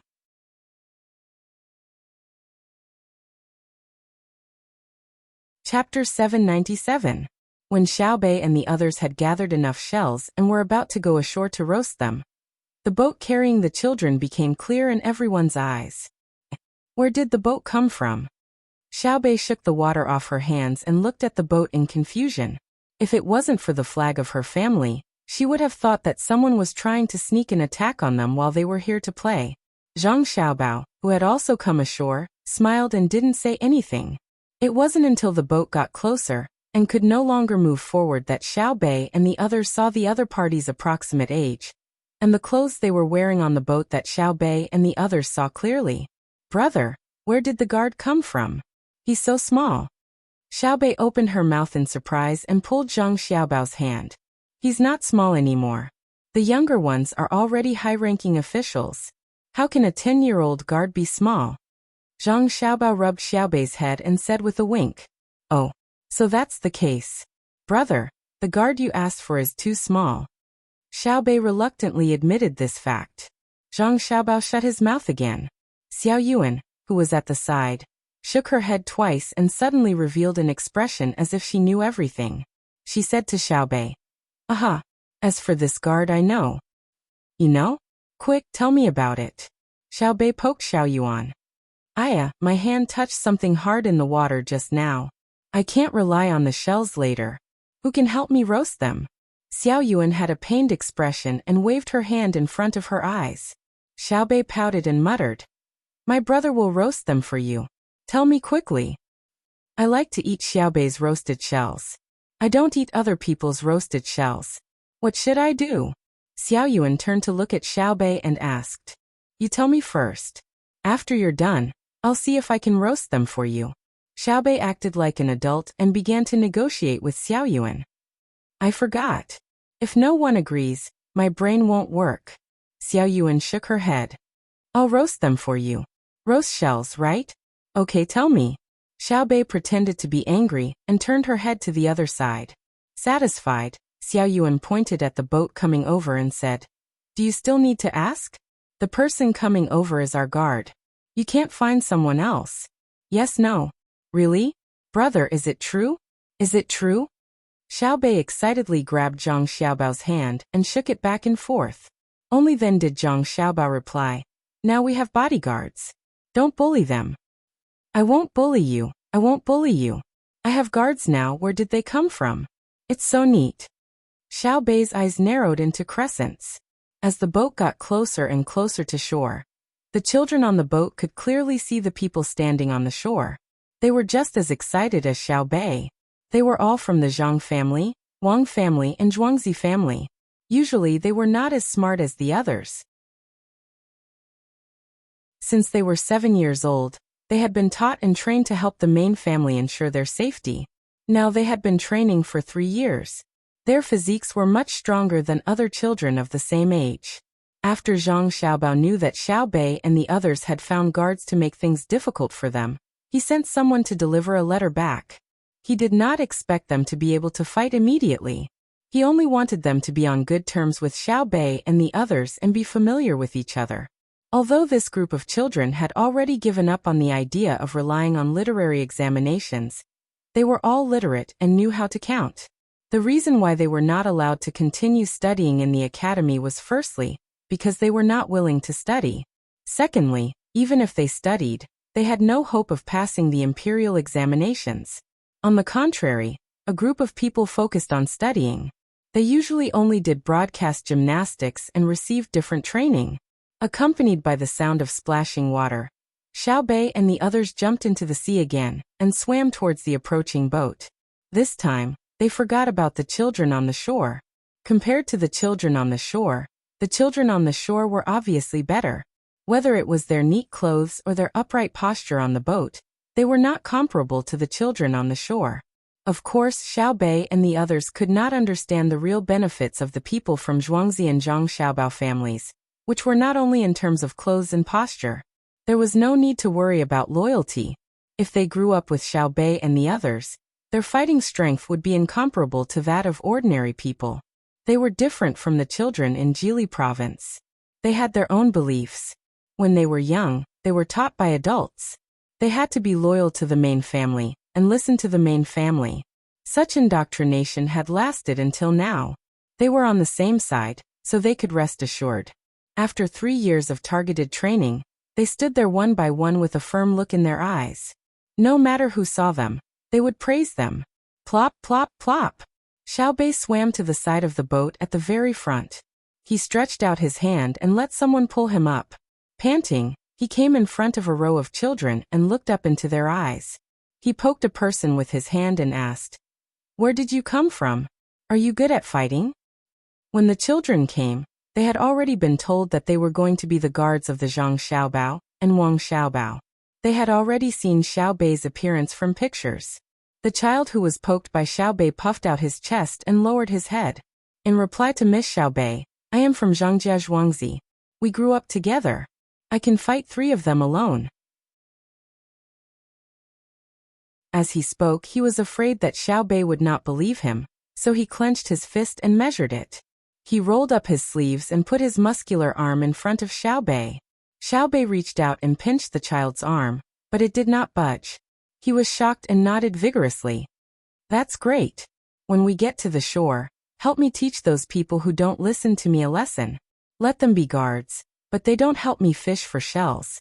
Humph. Yes. This child had the spirit of guard training. He agreed without thinking, even if he knew that it was not good to do so. Xiao Bei laughed happily. He, my guards are so good. Can you fish for shells?" "Xiao Bei, guards are not odd job workers. You can't do this. You have to love and respect them." Xiao Hai, who was usually unwilling to speak and wholeheartedly focused on studying mathematics, finally spoke. He really did have the appearance of an older brother, even if he was only born a short time earlier than Xiao Bei. "It's just a test. If one day I fall into the water, I don't expect them to save me. I order them to fish for shells." Xiao Bei wanted to see if the guards were good or not. The children on the boat did not say anything. They took off their clothes, wearing only shorts, and jumped off the boat. Of course, they were not so stupid as to immediately dive to the bottom. At this time, the water was more than 20 meters deep. Even if they succeeded, they would not be able to see any shells. They used freestyle to swim towards the shore. When the water became shallow, they dove in one after another. Looking at their practiced movements, one could tell that their swimming skills were not bad. After a while, the children's heads and hands appeared from the water. Every one of them was holding a shell. Xiao Bei's eyes lit up when he saw this. Jiannan Road, Pingzhou Pass. The sky was clear and sunny. The deputy commander in charge of the beacon tower, Feng Changyan, was still the same as before. His eyes were bored as he looked at the beacon tower in front of him. The wisp of smoke had already become a scene that he could not forget. As long as he waited for 2 hours, he would not need to continue looking at the beacon tower. He could casually find someone to look at and rest. Loneliness. Sometimes having nothing to do is also a kind of loneliness. If it were up to me, there is no need to set up a beacon tower in the east of Jinchuan. Who would dare to touch Cuckoo's territory? One day, it will slowly end like this. Feng Changyan placed the binoculars in his hand and muttered to himself. He closed his eyes and prepared to take a short nap. This nap lasted for 2 hours. In his dream, a fairy came over and said that she would treat him to a drink. She even continuously leaned on his body. The corner of his mouth unknowingly curled up. Just as he was about to move on to the next step, the fairy suddenly stretched out her hand and slapped him. "Io, you hit me? Who hit me?" Feng Changyan, who was awakened by the pain, covered his face and asked. "Commander Feng, it's not good. The beacon tower over there has already been 2 hours, and it's still burning. Furthermore, there are 2 wisps of smoke rising at the same time. It's not the same as before." The person who retracted his hand nervously pointed at the distant beacon tower and shouted at Feng Changyan. "What? 2 wisps of smoke rising at the same time? It's been 2 hours? Not good. Quick, light the beacon and send people out to check." Feng Changyan could no longer care about the pain on his face. He opened his eyes wide and shouted at the beacon tower.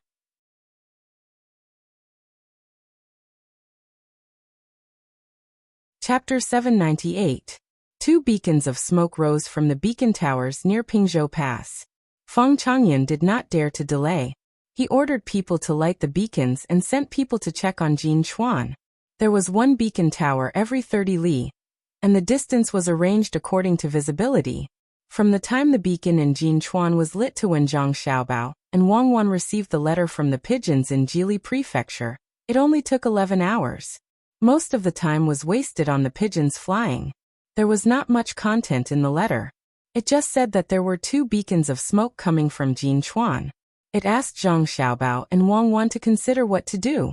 2 beacons of smoke, not the beacons of safety. It seems that there is some trouble over there. Is it Tubo or Tujue?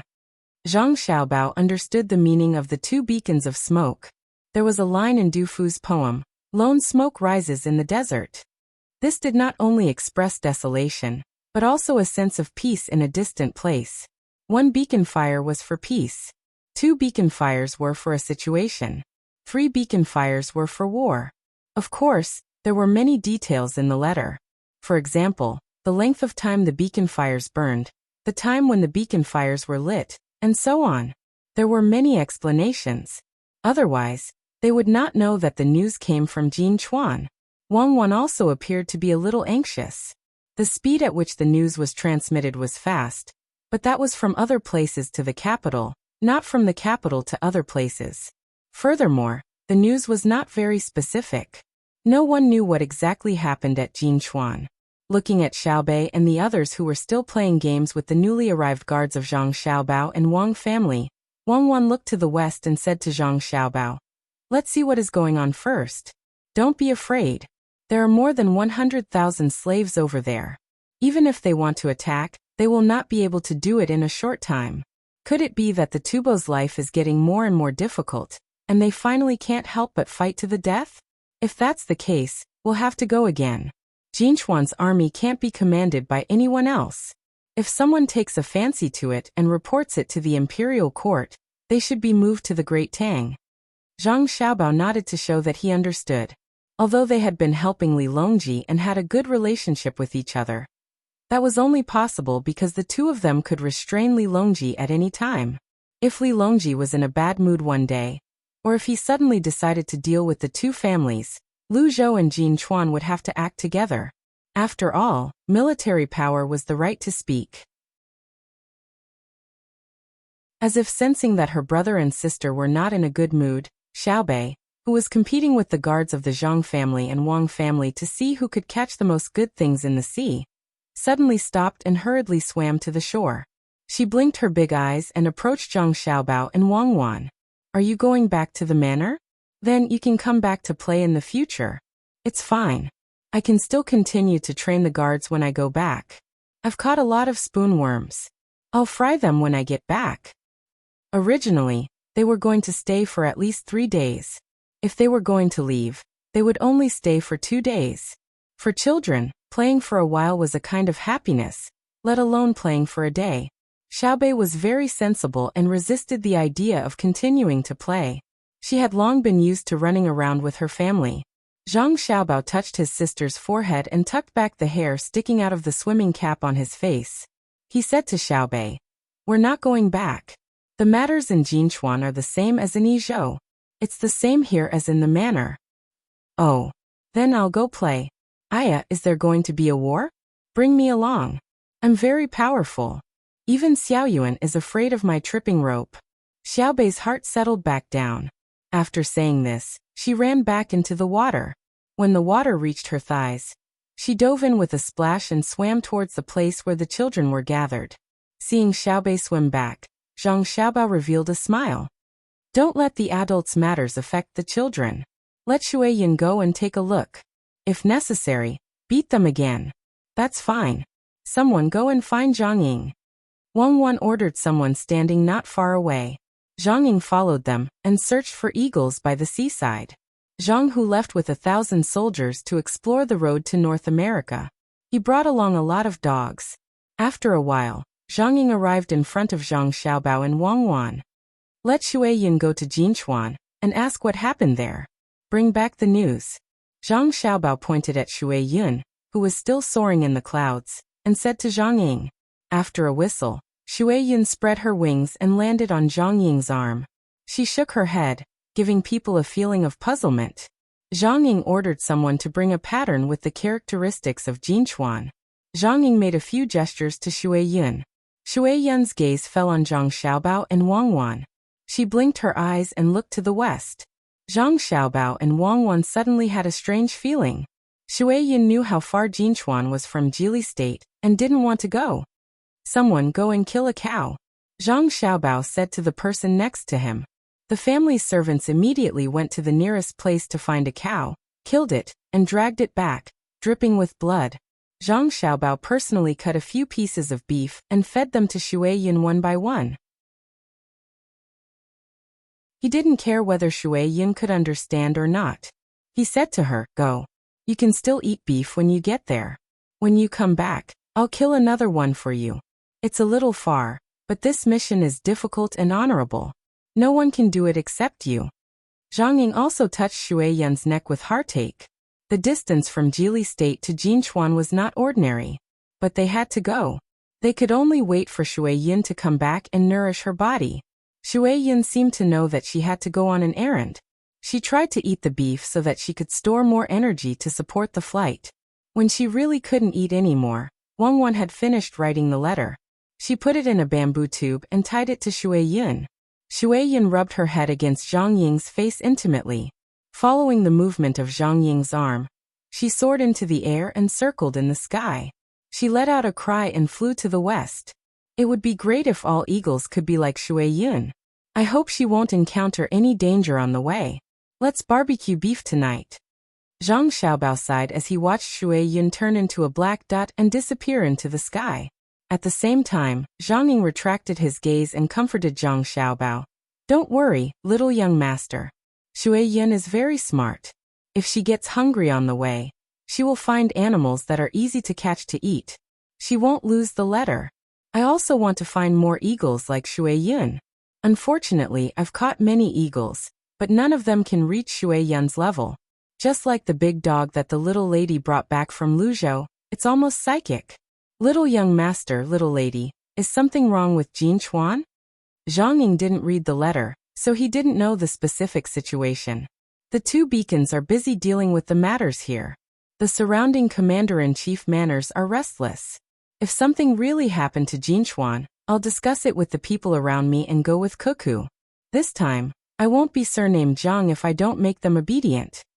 Zhang Xiaobao explained to Zhang Ying. The most annoying thing for him was that he couldn't take care of both the front and the back.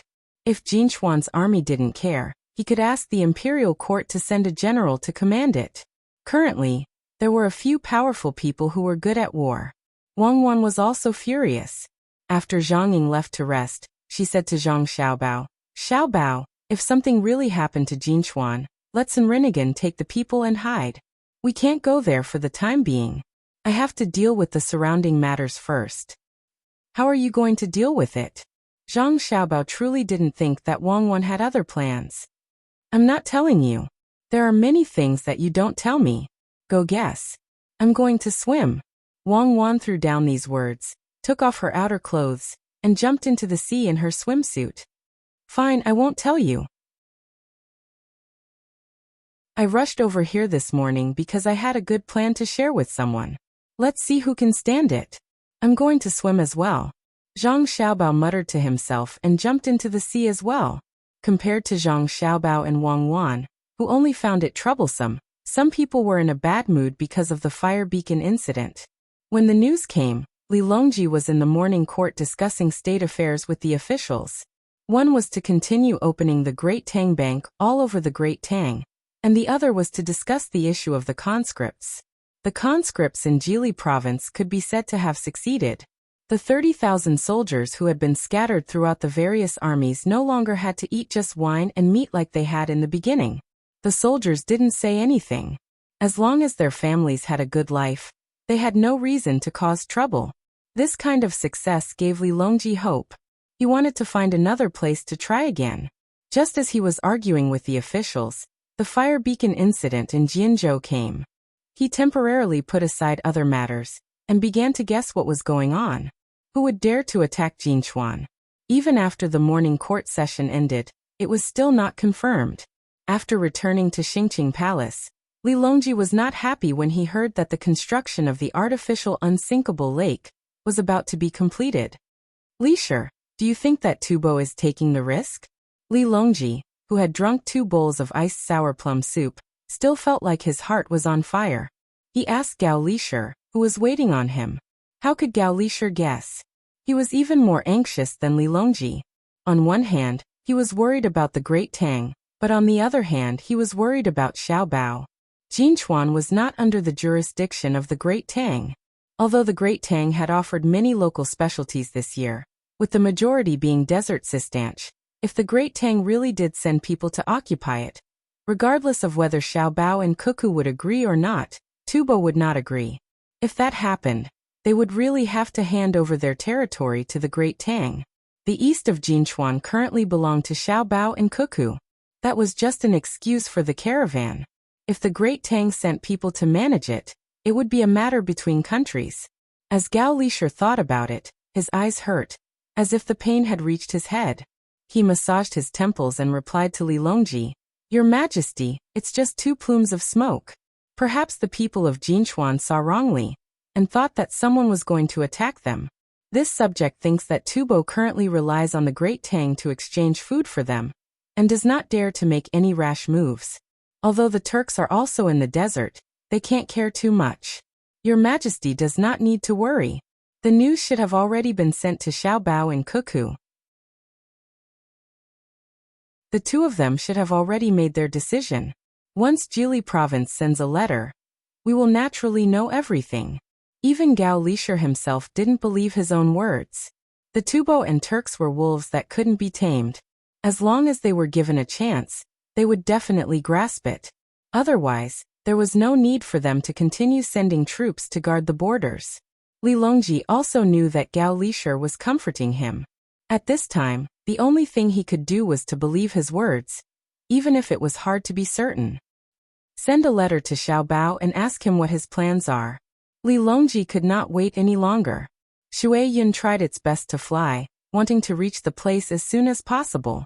It could feel the anxiety of its master. Even if it knew that the journey was long, it still wanted to complete the mission.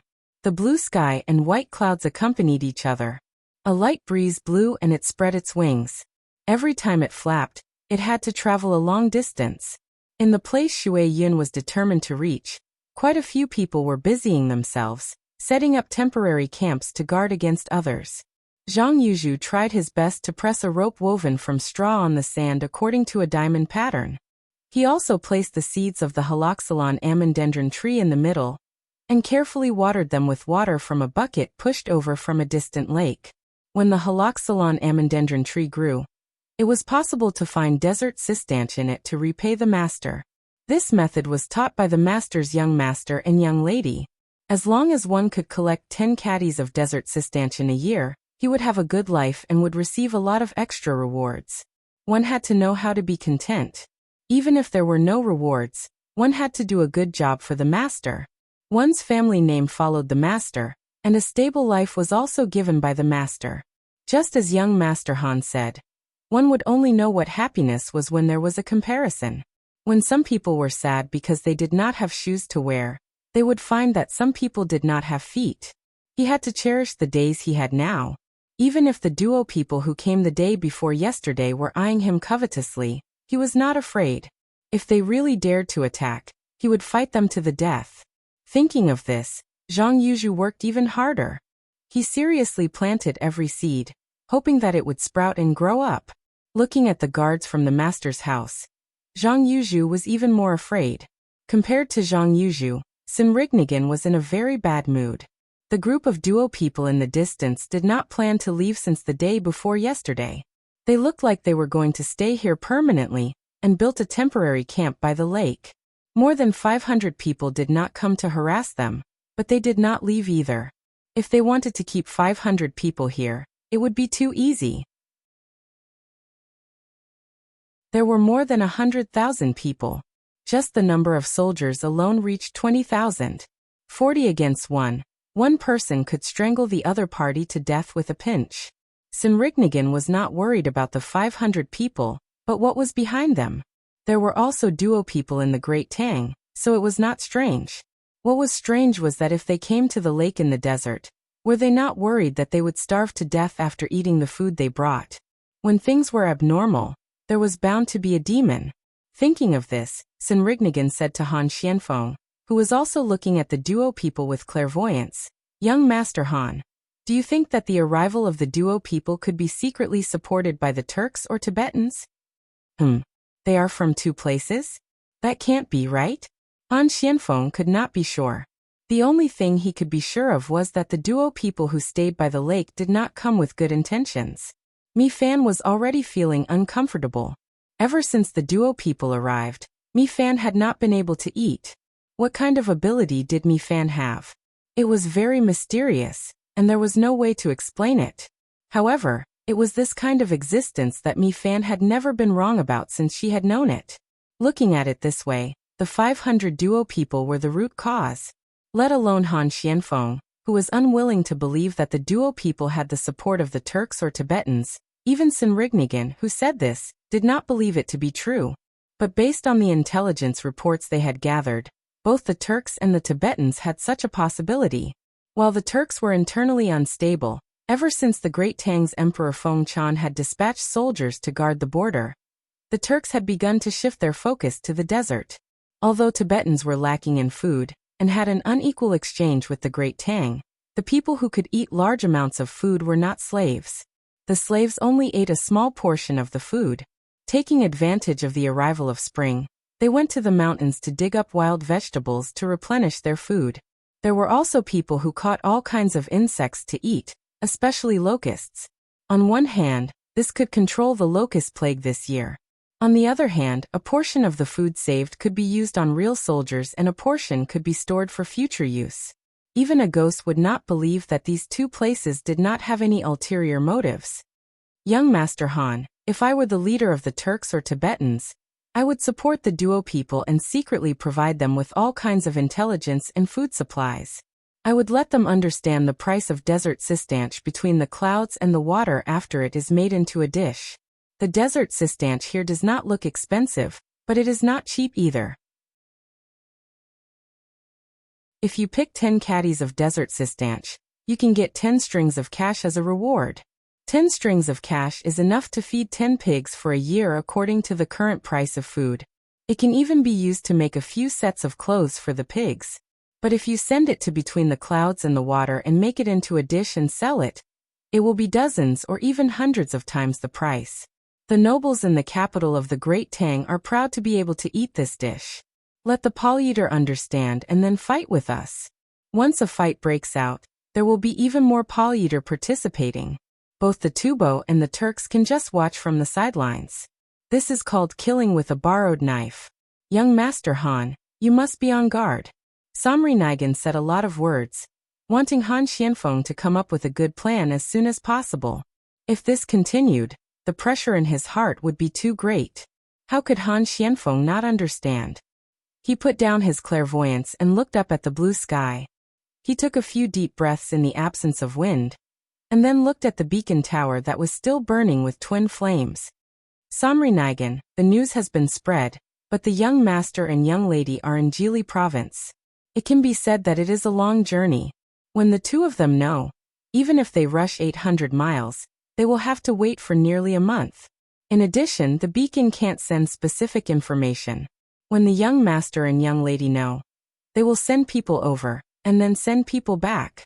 It will take at least a month and a half to go back and forth. That is if it is not raining on the road, and it is easy to travel. Let's think of a solution ourselves.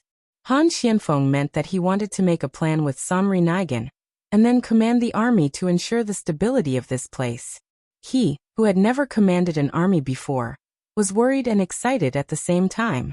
He was afraid that he would accidentally lose, but he also wanted to lead the army to defeat all the enemies. It could be said that he was very conflicted. Serenade nodded.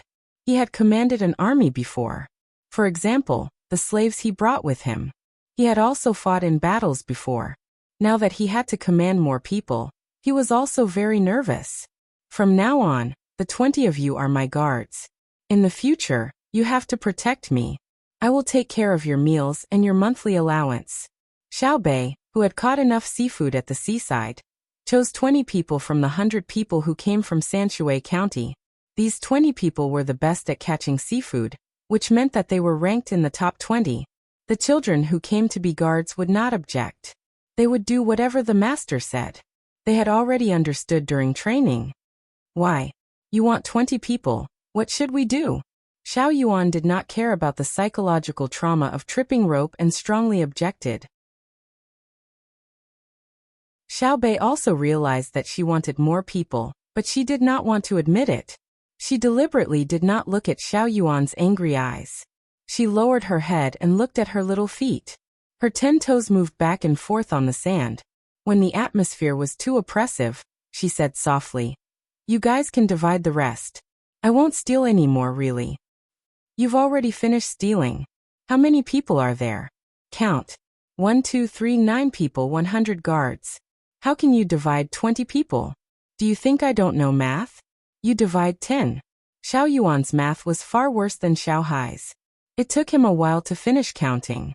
If each person had 10, there would be 10 left. As he spoke, he was calculating how to divide the remaining 10. He had to continue counting. It was very troublesome. Xiao Bei also calculated. She calculated first. If each person has 10, then there are 10 left. Just enough for me. The remainder is very small. No, it's not like that. Brother Xiao Hai, how do you calculate? Xiao Yuan looked at Xiao Hai for help. Xiao Hai clearly had no interest in such a difficult question, but he still answered. If each person has 11 guards, then there's 1 left. What do you do in class? You have to ask me such a simple question. Oh, so it's like that. Xiao Yuan wanted to refute. His math was not good, but he was good at memorizing. But who asked him to be born later than Xiao Hai? He had to show respect. Besides, Xiao Hai's math was really good. At least, it was better than his. Xiao Bei looked up at her brother, Zhang Xiaobao, for help. Zhang Xiaobao looked at Wang Wan. The two looked at each other and smiled. This group of brothers and sisters was really fun. Nodding, Zhang Xiaobao said to Xiao Bei, "Indeed, each person has 11 guards. There's 1 left. Then I want 12.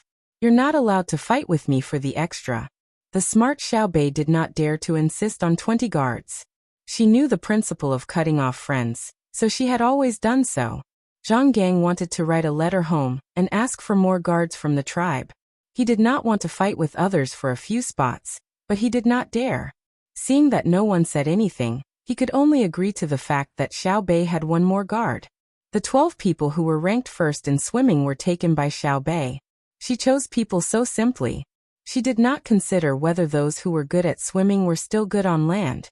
After the others had finished choosing their guards, Xiao Bei came to Xiao Hai's side like a little sister. She grabbed Xiao Hai's hand and shook it vigorously.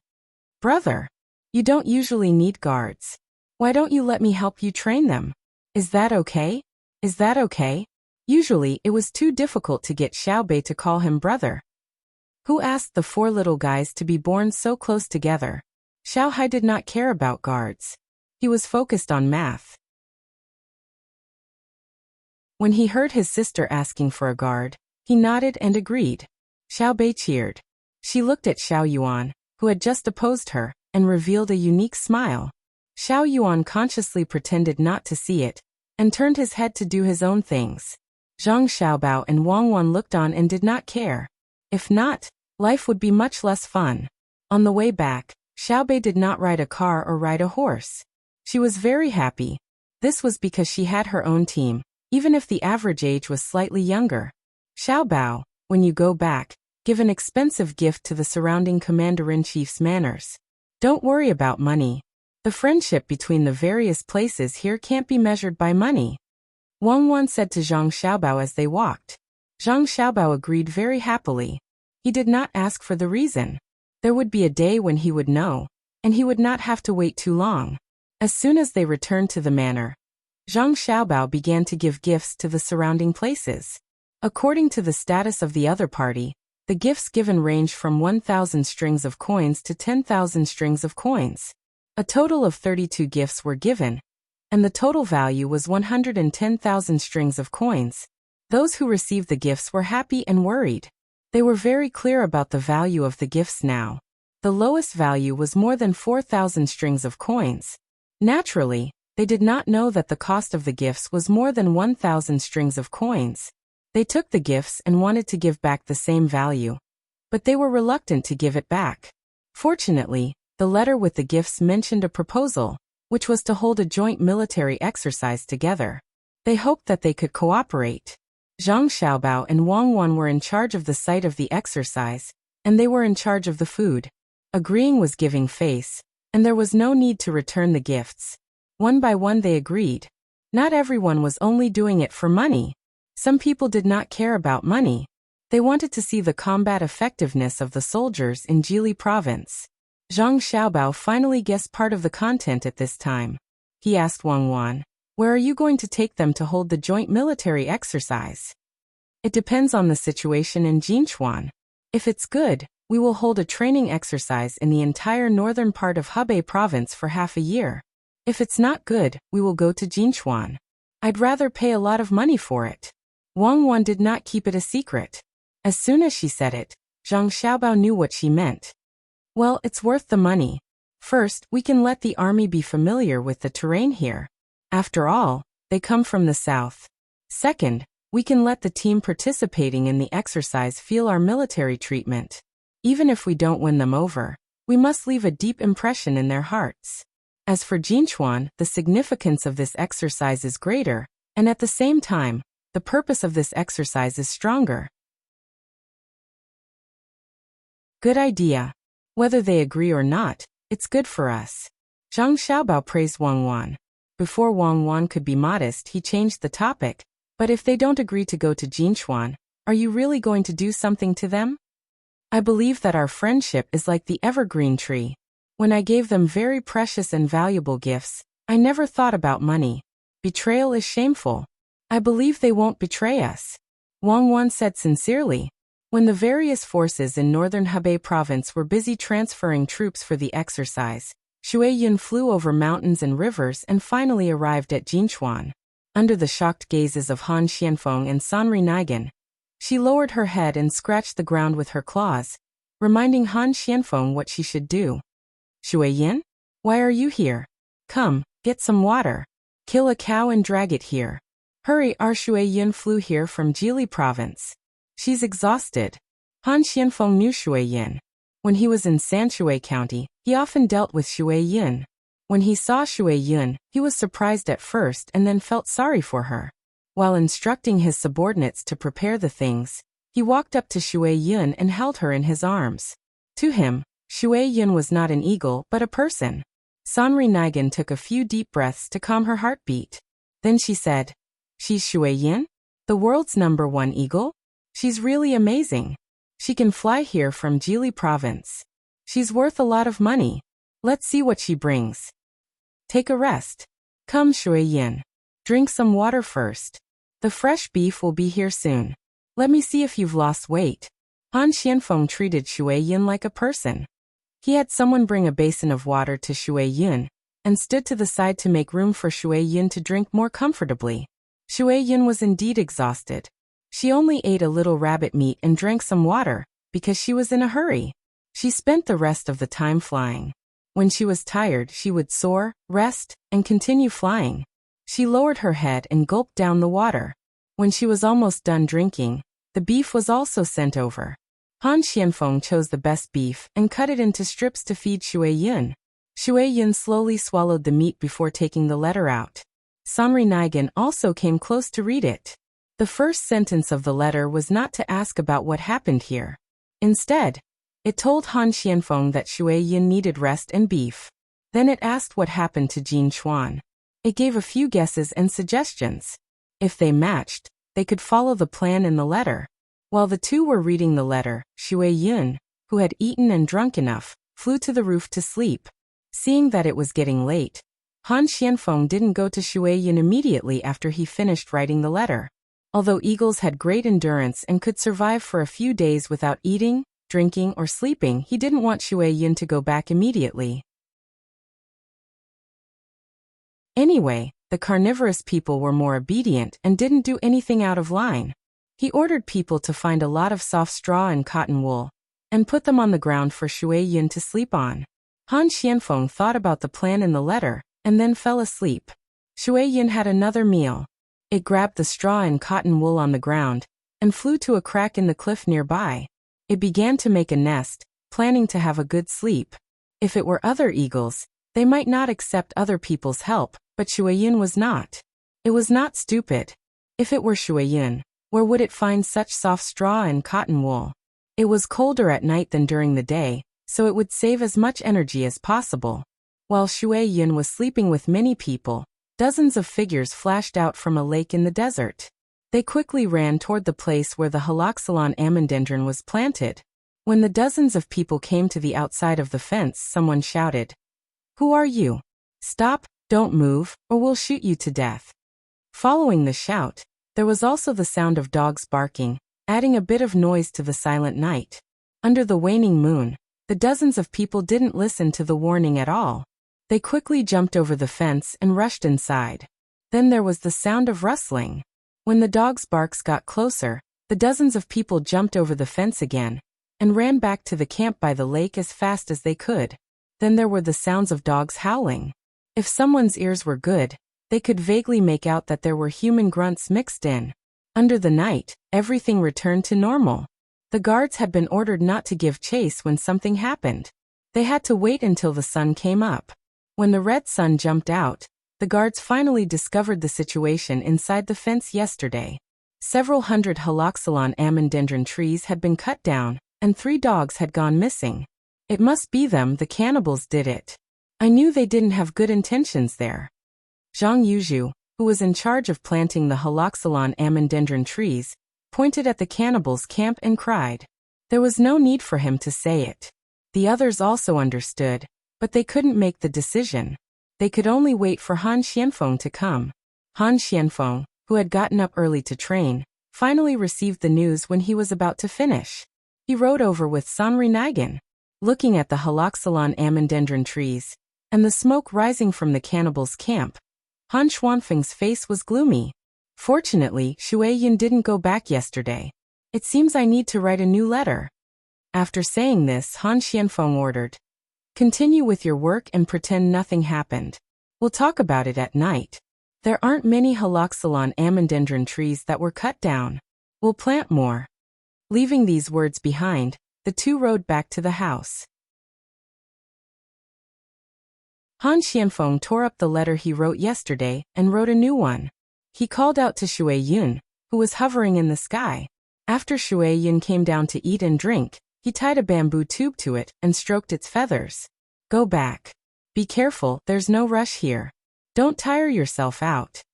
It wasn't clear if Shui Yun understood, but she cried out and ran a little. She flapped her wings and flew into the sky again. Gradually, she became a small black dot and disappeared from Han Xuanfeng's sight. "If there were more Shui Yun, we wouldn't need pigeons. It's much more convenient," Serenade said enviously. "They're chickens. You can have as many as you want. The only thing we can hope for is for Shui Yun to find a partner. When we have a little Shui Yun, we'll see if we can raise one." Han Xuanfeng's eyes were still looking at the sky.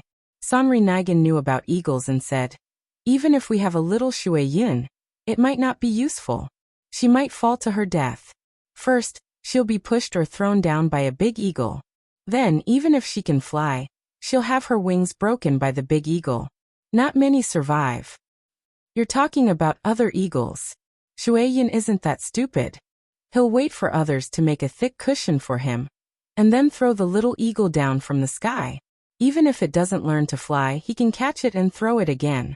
It's the same when he breaks its wings. With the little prince and his wife's wealth, it wouldn't be difficult for them to pave dozens of acres of cotton for Shui Yun. If you don't believe me, just wait and see. When Shui Yun has a child, will the little prince and his wife do that? Will Shui Yun cooperate?" Han Xianfeng, who treated Shui Yun as a human, didn't agree with Serenade. Other eagles weren't smart enough, but Shui Yun, a psychic eagle, would be very cooperative. After all, it was his child. Serenade was dumbfounded by Han Xuanfeng's words. Thinking about it carefully, it was true.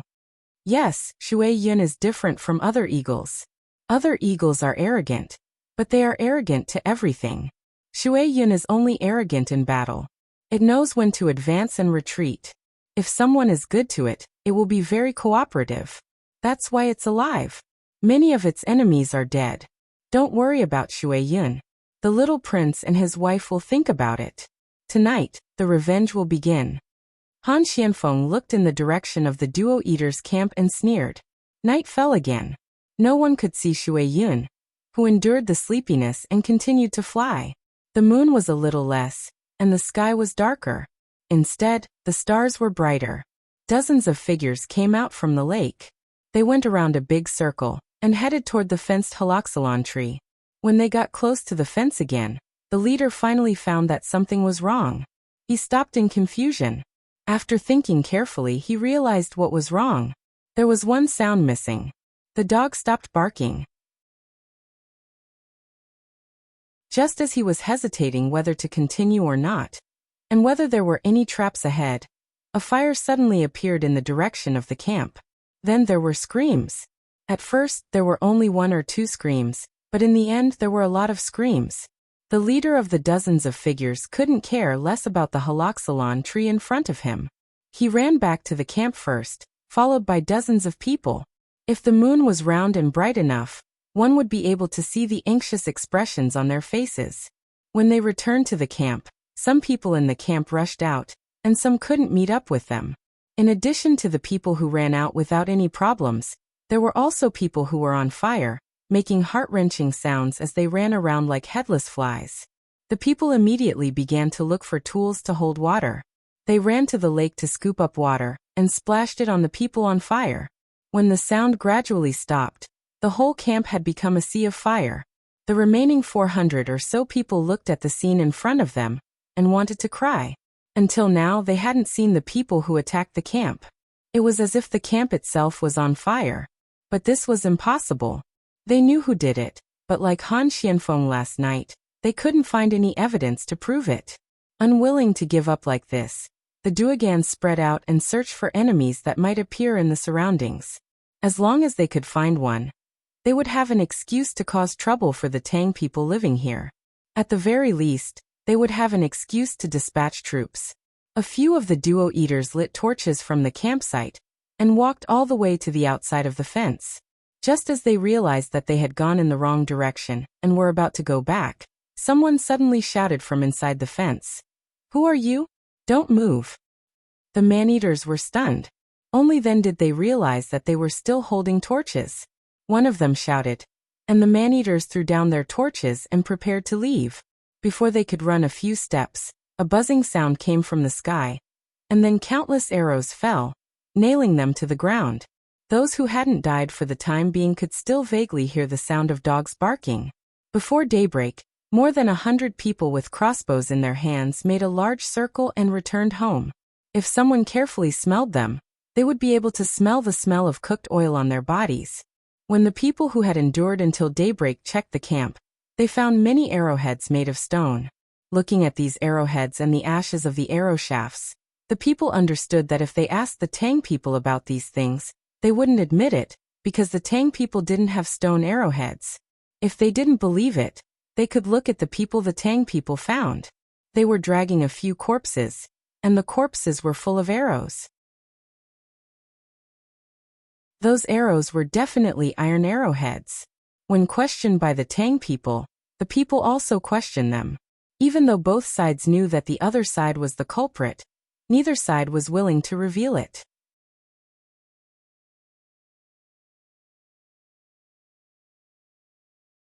Chapter 799. Zhang Shuo felt that he had found an opportunity. The more he spoke, the smoother he became. He repeatedly told Li Longji about the various benefits of taking over Jinchuan. How could Li Longji not know about the benefits of taking over Jinchuan? Jinchuan did not belong to the Tang Empire. The terrain there was dangerous, and if he could rule it, it would be much easier to deal with Tubo. However, it was precisely because of this that he felt that he could not take over that place. If he did, it would be tantamount to falling out with Zhang Xiaobao and Wang Wan. Tubo, who was originally in an honest state, could easily be forced into a corner. Not only Tubo, but the Tujue might also interfere. Hearing Zhang Shuo say that he would send people to seize Zhang Xiaobao and Wang Wan's slaves, Li Longji's eyes revealed an inexplicable emotion. This emotion was directed at Zhang Shuo. Zhang Jiuling, who was guarding at the side, looked at the emperor's expression and found that something was wrong. He was too calm, and his eyes narrowed because of Wei Wei. He was worried that Zhang Shuo would anger the emperor, so he quickly interjected. Lord Zhang, Jinchuan is where Zhang Xiaobao and Wang Wan earn money. I think that the people there will only listen to the two of them. It seems inappropriate to send people to manage it. Just as Zhang Shuo was thinking of a way to make the emperor agree to his suggestion, he was interrupted by Zhang Jiuling's words. He looked at Zhang Jiuling with a bit of dissatisfaction. When he saw Zhang Jiuling look back at him with a gaze that was not easy to see in the past, his heart trembled, and he finally reacted. He carefully looked at the emperor again, and did not mention who should be sent. He then glanced at Yuan Rong, who spoke up for him just now, and said, Your Majesty, Zhang Jiuling is right. Think about what Zhang Xiaobao and Wang Wan are thinking. I wonder if Your Majesty has a plan for the two of them? When Zhang Shuo said this, he felt very helpless. He understood that the emperor's support for Zhang Xiaobao and Wang Wan was very firm. If he wanted to touch the two of them, it seemed that Jinchuan was not a good opportunity. Moreover, recently he also felt that the emperor's attitude towards him seemed to have changed. It was not that the emperor suddenly distanced himself from him, but when he spoke to him, there was less of the usual casualness, and more of a businesslike manner. This was not good. He had to think of a way to make up for it. Li Longji glanced at Zhang Jiuling, but didn't say anything. He nodded at Gao Lisher, who hurriedly stepped forward and reached into his bosom. When he looked again, there was a letter in his hand. Then he turned to the others and said, After Xiao Bao and Cuckoo found out about the fire beacon, they came up with a plan. Gentlemen, please take a look. As he spoke, Gao Lisher delivered the letter to Yuan Rong. The content of the letter was slightly more than usual. Yuan Rong first skimmed through it, but then his eyes widened, as if he had seen a ghost. He carefully read the letter from beginning to end, and his body couldn't help but tremble, as if he had seen something shocking. The others couldn't help but be curious. What exactly was written in the letter that Zhang Xiaobao and Wang Wan sent that made the practical Yuan Rong so scared? Lord Yu, may I take a look? Li Linfu, who had always wanted to learn and surpass Zhang Xiaobao and Wang Wan one day, saw that Yuan Rong didn't hand the letter to anyone else, so he reminded him. Yuan Rong blankly handed the letter to Li Linfu. He stared blankly at the letter. Those who knew him knew that this was his expression when he encountered something special. Li Linfu took the letter and carefully read it word by word. After reading it, he also shivered and sucked in a breath of cold air. He handed the letter to another person, and said to Li Longji, Your Majesty, this subject understands today what it means to be so intelligent that it's almost like a demon. This subject is inferior. Li Longji's head moved up and down slightly, indicating that he agreed with Li Linfu's words. In his heart he thought, Do I need you to say this? Otherwise, how could I have been fooled? Who would have thought that something would happen to Jinchuan, and that the two of them could be used to deal with the people of northern Hebei province? The letter was passed around one by one. Everyone who read the letter had an unusual expression. They were frightened, but at the same time, they felt sorry for the people from the martial manor.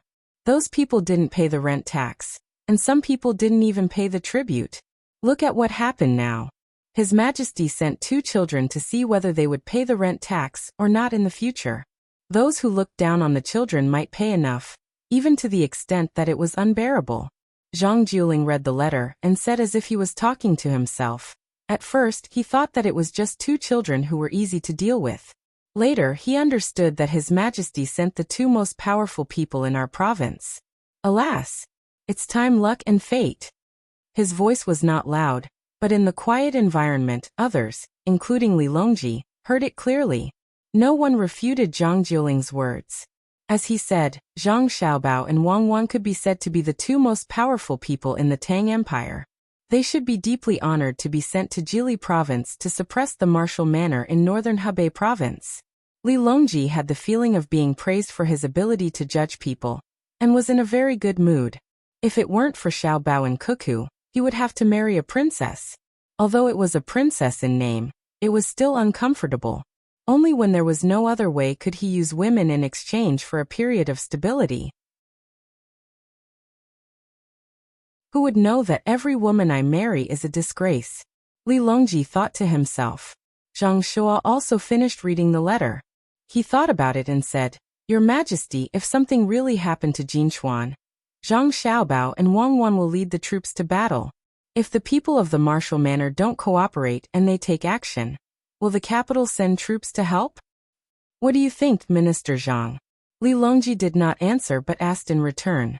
Zhang Shua hesitated and said, I think that if Zhang Xiaobao and Wang Wan find an excuse to send troops to other martial manors, the imperial court can't directly send troops to help.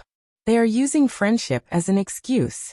If they send troops, it will be a private army. Your Majesty, when the time comes, you will need to punish them and reprimand them for sending troops without permission. Well, that's natural.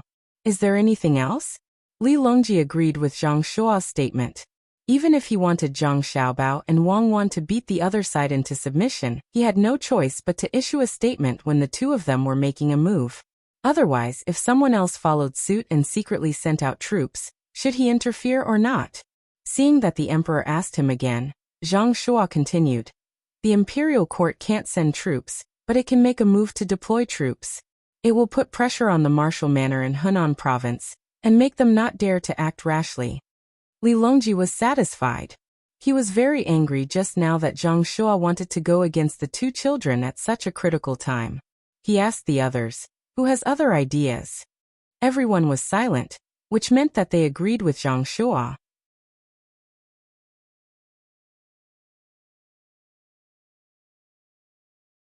Chapter 800. After a few more days of hard flying, the thinner Shuiyun finally returned to the capital of Jili. Seeing Shuiyun's tired appearance, Zhang Xiaobao and the others felt sorry for her. They had already prepared to slaughter the cow, and Zhang Ying accompanied her, saying something that they did not know if Shuiyun could understand. It's actually a meddlesome person, not the Tubo or the Turks as we guessed. Zhang Xiaobao, who had received the information, was very puzzled. That doesn't prove that the two places are not behind this. 500 people are probably not enough to fill the gap between the teeth of the slave army. Fortunately, I wrote a letter to tell them not to act rashly. Otherwise, if they were all wiped out, where would they find an excuse to send troops? Wang Wan was very happy to see the information. This was good. With an excuse to send troops, they could mobilize the people in the commander-in-chief's office. Then it would be the critical moment for the next step. Zhang Xiaobao also understood Wang Wan's plan. This time, she would take the soldiers away. Through the delicious food and drinks along the way and her commanding skills, she would be able to greatly impress the soldiers. When the time came, they would have more fighting strength. Even if some people could not be recruited because of their family members, they could spread the news of their strength to others through their mouths. If they attacked other places in the future, it would also be a blow to the morale of the other places. But there was still one more thing to solve. The Duo Eaters are not hostile to the Tang Empire yet. If we attack them, will there be diplomatic problems? How can they not be hostile? Cutting down our haloxylon shuttle trees is a provocation to us, an invasion of the Great Tang. Our Jili province is not the North military camp of the Northeast.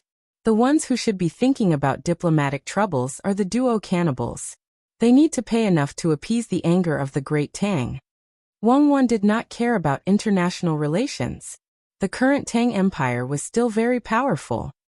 Well, send a letter to the people participating in the exercise and tell them to be prepared. I believe that our friendship can pass the test of war. Seeing that Wang Wan insisted, Zhang Xiaobao naturally would not continue to object. As he spoke, he spread out the paper on the table and wrote a letter. Along with the letters sent to the surrounding governors' manors, there were also letters sent to the capital. The capital didn't have a spirit eagle like Shuiyun, so they still didn't know the exact situation in Jinchuan. Pengzhou Pass had probably only just received the news and sent people to deliver the letters to the capital as quickly as possible. However, it would still take a long time for the letters to arrive. Li Longji had just finished discussing with Zhang Shua and the others what they were going to do next. They were prepared to fully support Zhang Xiaobao and Wang Wan, at least in name. As for the deployment of troops, they would just treat it as normal training. If they did not do anything, the soldiers would get rusty. As a result, they were shocked by the news they received just as they were about to make a decision on Hebei province. Li Kuku is about to start a war. When Li Longji received the news, he was tasting his tea. This year's new tea had arrived, and there were many top-notch teas. Ever since he said that there was no need to send him the best tea every year, Li Longji was finally able to enjoy them. Otherwise, he would have to continue drinking the original first-class tea. Gao Lisher understood the emperor's meaning. Although the emperor only said a few words, he wanted to ask whether they should hold some kind of drill in Jiannan province. Your Majesty, this subject believes that we cannot start a war in Jiannan province at this time. First, the troops there are not conscripts. They are the soldiers that the local Jadushi recruited using the money collected from the local area. Just like what Xiao Bao and Kuku said, soldiers with conviction are the most reliable soldiers. Li Longji didn't say anything in response to Gao Lisher's words, but his eyes showed his approval. Nowadays, the capital and the surrounding prefectures were already recruiting conscripts. Although the treatment was not as good as that of Jili province, compared to recruiting soldiers, it was better to solve the worries of those who wanted to join the army. Therefore, the results were not bad. As for the work arrangements in a few years, one could be sent to the local government offices to serve as yamen runners, while the other could be sent to the business enterprises of the Zhang family and Wang family. This was what they had agreed on at the beginning. Gao Lisher continued. Secondly, our great Tang should not say anything about this matter. Even if Xiao Bao is this subject's adopted son, the two of them are very important to our court. Jinchuan is not our great Tang's territory. Xiao Bao and Kuku sending troops is their business. If our court speaks up, wouldn't it be admitting that Jinchuan belongs to Great Tang? What would Tubo think? In fact, Li Longji also thought the same, but he didn't want to say it out loud. Xiao Bao and Kuku were helping him to guard a large area. If he didn't help at a crucial time, what would he do if the two little guys threw tantrums? But when it came from Gao Lisher's mouth, it was different. That's fine. I'll listen to Lisher's recommendation.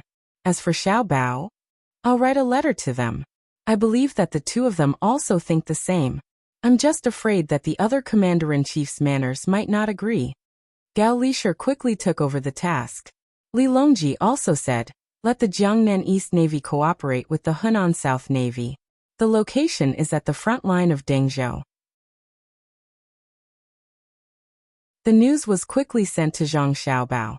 After reading it, he smiled and said to Wang Wan, Li Longji is telling us to send troops in his own name, and give us compensation in other aspects. Now it's up to the people of the Commander-in-Chief's manors to cooperate. When the people of the Commander-in-Chief's manors who were asked by Zhang Xiaobao and Wang Wan to cooperate with the drill received Zhang Xiaobao's request to hold the drill in Jinchuan, they didn't react at first. They only thought that Zhang Xiaobao and Wang Wan wanted to bring troops over to show off their past achievements. Considering that all the supplies along the way would be provided by Jili province, and they didn't have to pay for it, and that they could help train the troops on the long journey, they agreed.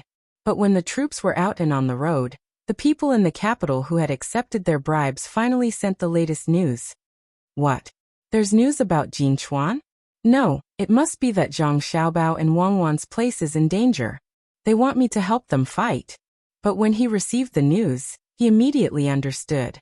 He rolled his eyes and wanted to refuse to participate. The advisor beside him advised, we have to send troops. If we don't, the first place the two of them will attack is our Song Mo Commander-in-Chief's office. Besides, there probably isn't a big battle to fight over there. Otherwise, how could the two of them have the time to mobilize troops here?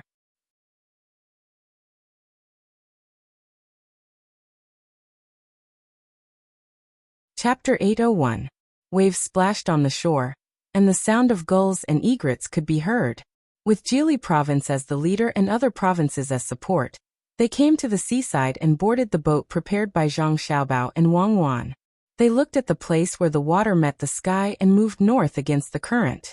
However, at this moment, Tu was also standing on the deck of a ship. His face did not reveal the excited expression of the other soldiers. In fact, He really wanted to stay in the Song Mo Commander-in-Chief's office, and take advantage of the fact that Zhang Xiaobao and Wang Wan were not here to stir up trouble. But he didn't dare to do so. It had nothing to do with Zhang Xiaobao and Wang Wan. It was mainly because of the Tang Empire's imperial court. To be precise, it was Li Longji's plan. He mobilized 60,000 soldiers from Henan province to hold a drill in Dangzhou. At the same time, he also took out 6,000 navy soldiers from Jiangnan province. If one were to travel by land from Jili to Dangzhou, it would take about a month to travel on horseback. But if one were to travel by water, it would only take a few days. Who would dare to make trouble for Jili? Perhaps the strong army of the Great Tang would arrive before the soldiers were ready. Li Longji is a stupid emperor. He will regret it one day if he doesn't take the opportunity to weaken Zhang Xiaobao and Wang family. Ku Tuyu rubbed his face that was a little numb from the salty sea breeze, and said confidently, Zhang Xiaobao didn't care what Ku Tuyu thought. He didn't have the time. He was busy with the logistics plan. He had to let the soldiers understand the strength of Zhang Xiaobao and Wang family.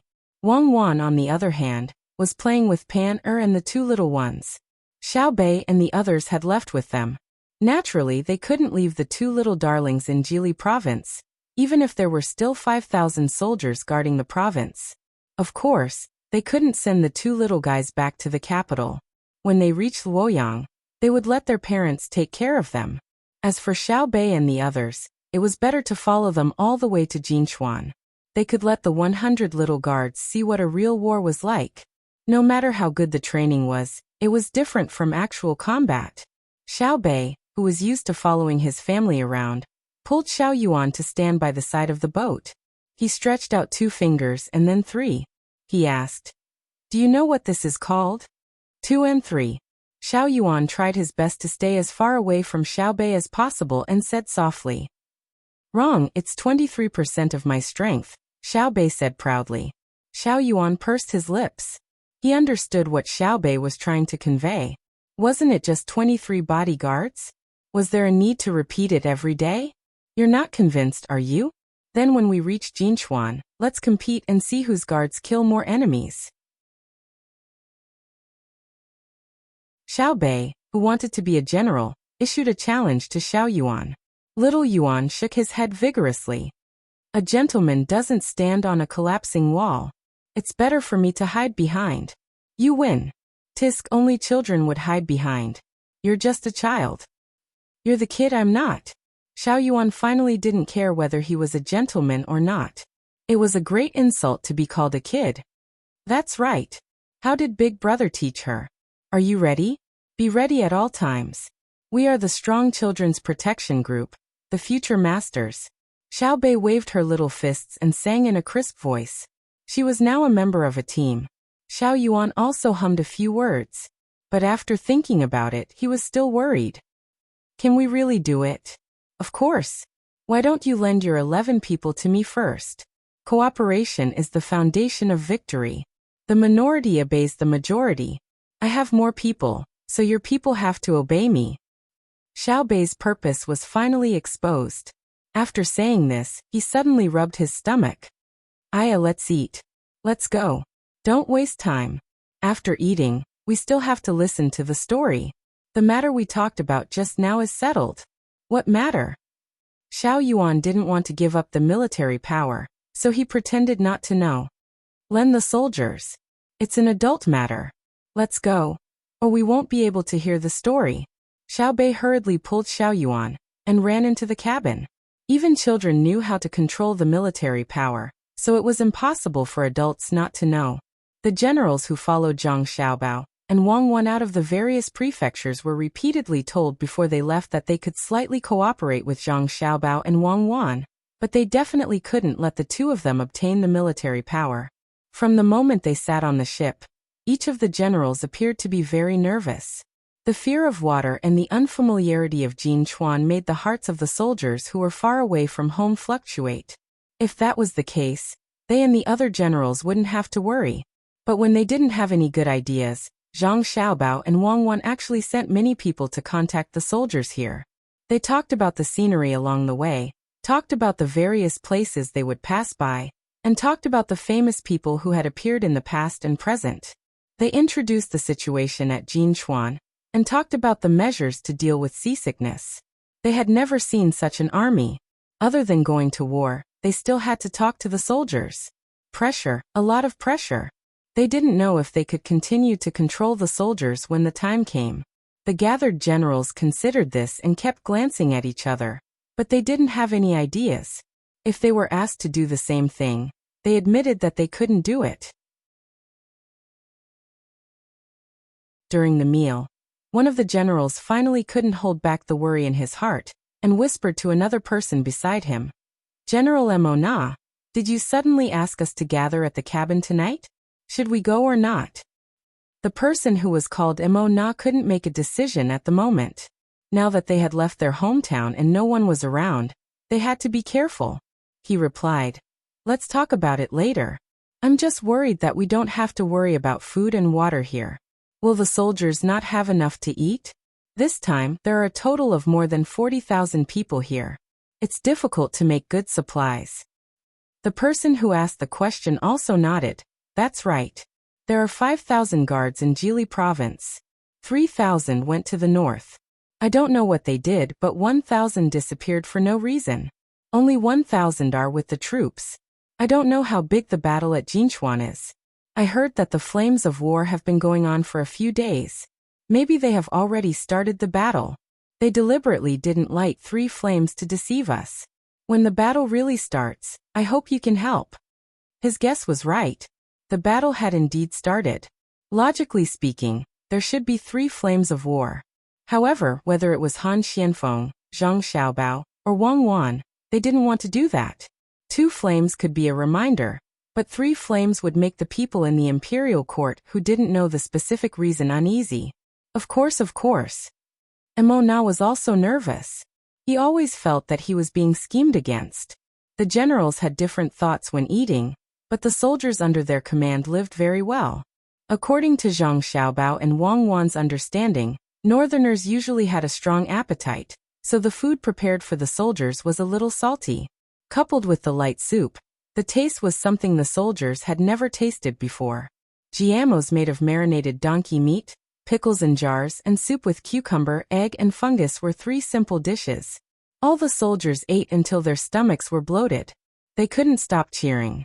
However, when the person sent by Kutuyu to investigate came back, Kutuyu felt more and more uneasy. Usually in the army he didn't give his subordinates donkey meat and good biscuits, let alone soup with fungus. Many soldiers probably didn't even know what fungus tasted like since they were born. How could fungus be eaten by ordinary people? It seemed that Zhang Xiaobao and Wang Wan were scheming something big. He thought about how he had always lost in the several confrontations. Suddenly he was worried and unconvinced. He waited until night came and discussed with the generals before he could unite to deal with the 2 of them. The ship was not slow. Even if it was against the current on the water, it didn't stop at all. In addition to the full sail, the wheels on both sides of the ship were also turning nonstop. Zhang Xiaobao didn't have to take all the supplies from his own home. In that case, the loss of freight would be even greater. Along the way, he bought directly from the places on both sides of the river. The current season was a good time for several kinds of vegetables. He sent people to spread the news that he was buying a large amount of goods. There were naturally clever merchants who would think of ways to collect enough ingredients and send them to the place. As a result, the prices on both sides of the Yellow River rose by a lot. Zhang Xiaobao didn't have the leisure to think about how much the passing by could increase the economy on both sides of the river. He was thinking about how to deal with Kutuyu. Every cabin where the generals lived had a special surveillance method. What a group of generals discussed last night naturally couldn't escape his ears. After hearing the report from his subordinates, Zhang Xiaobao said to Wang Wan, "But Tuyu is really ruthless. In order to deal with us, he didn't care about the health of the soldiers and wanted to poison them. He even wanted to eat poisonous things themselves. It's not a poison that can kill people. It's just croton. There are only 2 purposes. First, he wants his subordinates to misunderstand us. Even if they don't think that we poison them, they will think that our logistics are not good. Second, he wants to delay time. He can't travel so fast when he's sick. Wang Wan showed a very disdainful attitude towards what Kutuyu did. Zhang Xiaobao sat there and tapped his face with his hand for a long time. Since he wants to do things to the extreme, I will help him. It's not easy for him to get a lot of croton. I have to help him. He wants to be ruthless to himself, but I will be even more ruthless to him. I want to see if he can continue to command the army after he falls ill. What are you going to do? Wang Wan hadn't seen Zhang Xiaobao's signature move for a long time, but this didn't mean that she didn't know the consequences of Zhang Xiaobao's actions. Zhang Xiaobao also missed this kind of direct and targeted strategy. He chuckled and said, "There's a tactic called information warfare. And there's also a saying called 3 men make a tiger. Our advantage is that we have Water Cloud and Pigeon. Even if he doesn't do it, he'll still do it even if everyone says he did it." You want to send a message directly to the Song Mo Commander-in-Chief's office and expose Kutuyu's actions? Wang Wan guessed. No, I want to send a message to his surroundings and let the people in the Song Mo Commander-in-Chief's office know through other people's mouths. But not now. No matter what, we have to go through the capital so that they can't catch up even if they want to send a message.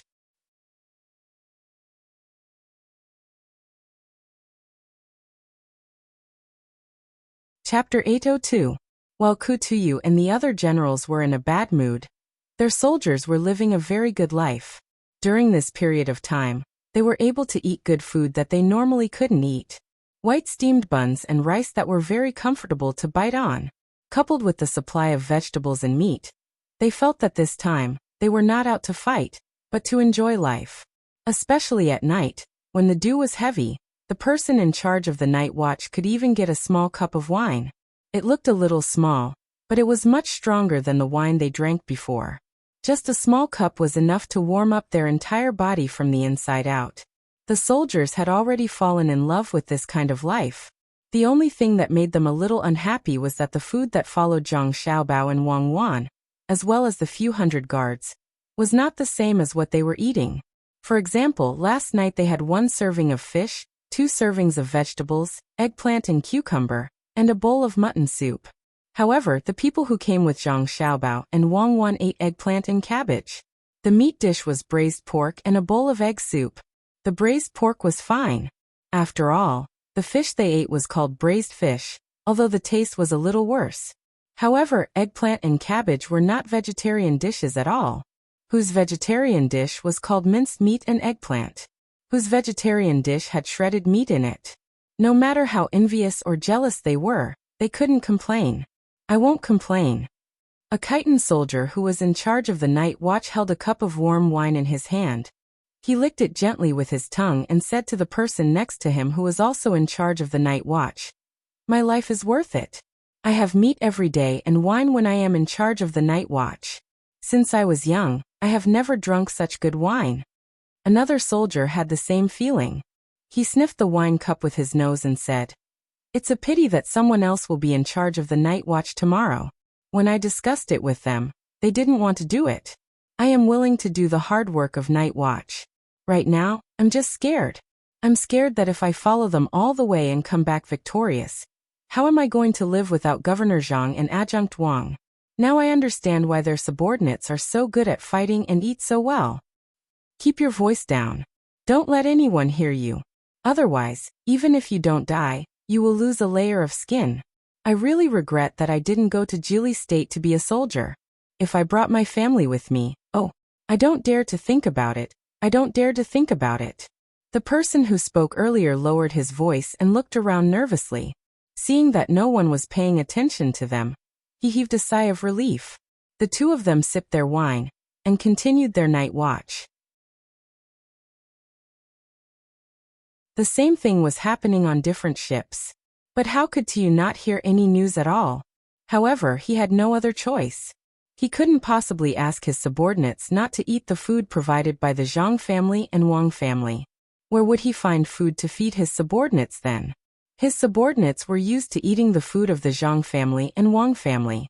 When they returned to the martial manor in the future, would they have to follow the food of the Zhang family and Wang family? Pass down the order.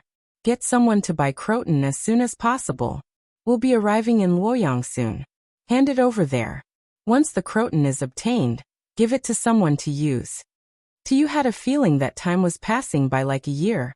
He wished he could grow a pair of wings and fly outside to bring back the croton. The subordinate who had been in charge of waiting on him agreed, and carefully left the cabin to make the arrangements. Contacting people outside was a very troublesome matter. When the time came, they still had to send the croton to the various ships. A moment of carelessness could be discovered. Zhang Xiaobao and Wang Wan had already helped Tu arrange some of the matters. They were also waiting for the right time to come. Wang Wan lay on the bed, her head leaning on Zhang Xiaobao's shoulder as she whispered, "Xiaobao, the matter of the bank is now considered stable. Do you have any plans for the next step?" Zhang Xiaobao knew what Wang Wan was asking about. It was the same problem of interest as when the national debt was issued. Now the bank didn't have to pay any additional fees for depositing money. Ever since the bank took this measure, other places that specialized in exchanging money had no choice but to think of other ways to collect funds. No one was willing to deposit money with them. At the beginning, many shops wanted to support the bank, but as the imperial court bought large amounts of silk, when the time was almost up, they felt the determination and strength of the imperial court. Seeing that other people were coming to take a large amount of money and transfer it to the bank, they had no choice but to follow the Great Tang Bank's policy of exchanging and storing without any fees. Otherwise, if all the people who deposited money with them came to withdraw money, they simply couldn't afford it. A lot of money had already been lent out in the form of usury, but it wasn't time yet, so they couldn't collect it.